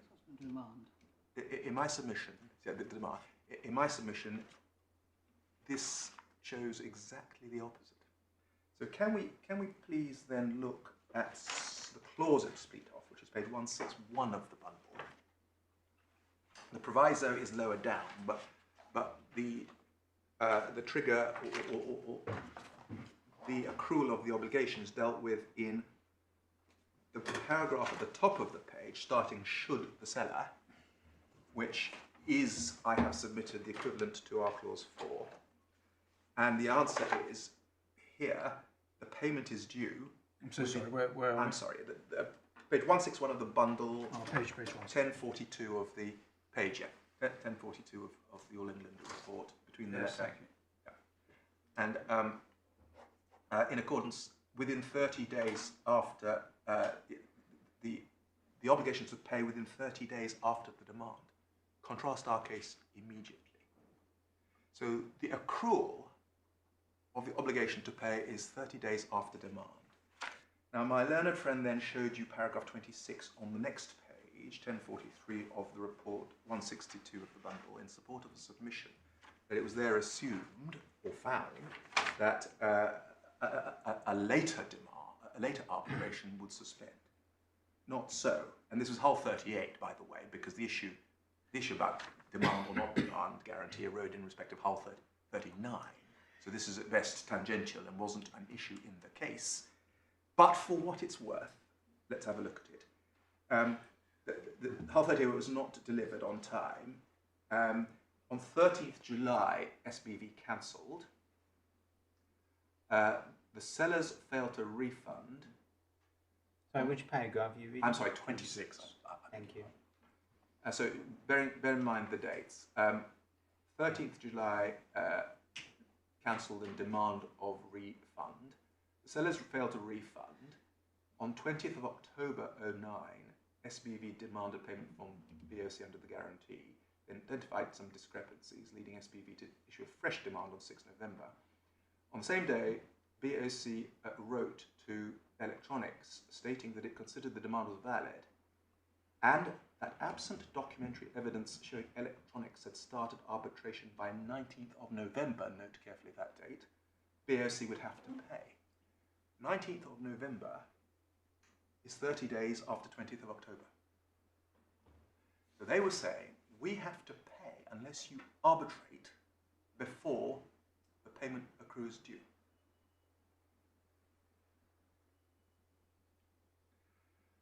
And then on the 9th of November 2009, paragraph 27, still within the 30 days of the 20th of October demand, they duly commence the arbitration.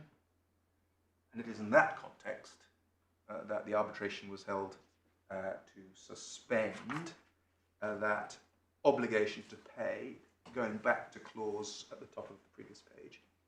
And so the difference between that case and this case is that our obligation to pay accrues immediately, and that raises the point not available to the bank in that case, which it didn't take, which is that the payment immediately point is fatal to my learned friend's case on preliminary issue 2, because it accrues on that day, and because, as she said in a slightly different context, to permit a later arbitration, forget dispute, a later dispute would be to entitle them to rely on their own wrong, contrary to the general principle, which is in tab 13 of the bundle.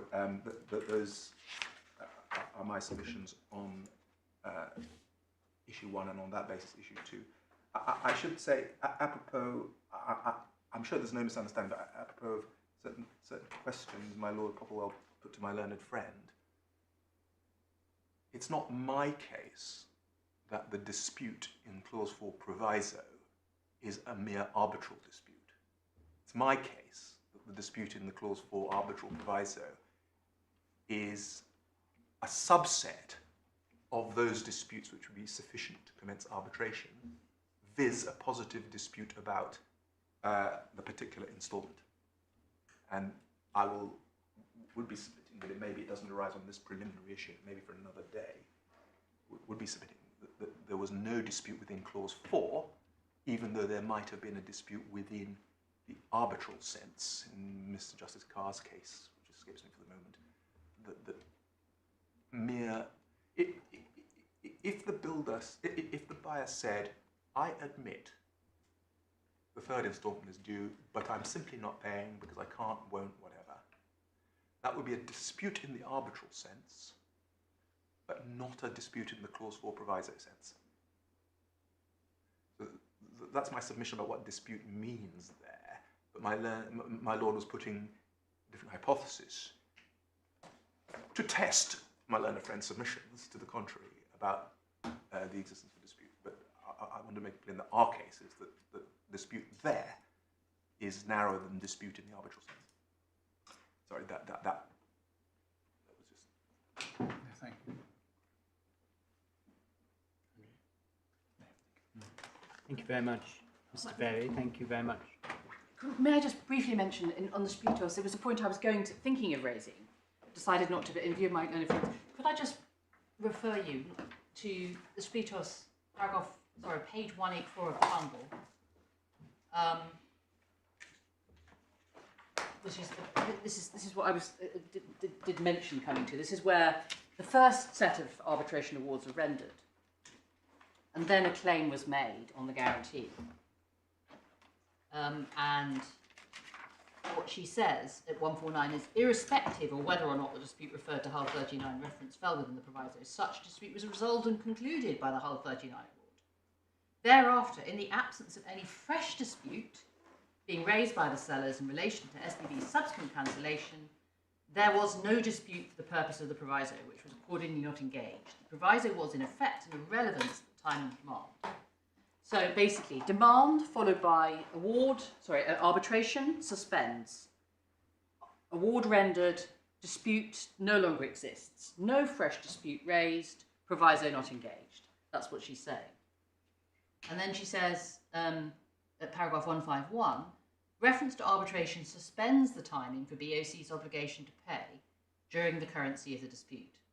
That does not prevent an obligation to pay irrespective and independently of any award arising on the part of BOC subsequently. Hereafter, after cancellation of the contract in the absence of any dispute, then being referred to arbitration under the proviso, the terms of proviso are not in play. And I submit that that's very much the construction of which I urge upon you. I mean, I accept that if you're not with me on the issuing, the nature of the issuing party being a determining factor, then the wording of Spliethofs is very similar, and therefore you may well conclude, as Mrs. Justice Carr did, that it's a demand guarantee for those reasons. But nonetheless, it is a demand guarantee subject to proviso in similar terms, and the proviso operates as she describes it. In other words, the liability is suspended if a dispute is raised. And as for the suggestion from my learned friend that there might be a return to the preliminary issues, I simply want to fire a warning shot that that would be an abusive process within the Henderson and Henderson sense. Right. Well, we're not going to deal with that at this stage, but we are going to take time to consider our judgments. And when we hand them down, we'll expect typographical corrections in the usual way, agreement as to costs and consequentials, which may involve your shot across Mr. Berry's bows. And if you can't agree, which perhaps seems a possibility, we will determine any matters that arise in writing and without oral submissions. But it only remains for me to thank you both and your juniors and instructing solicitors very much for what has proved to be an interesting day.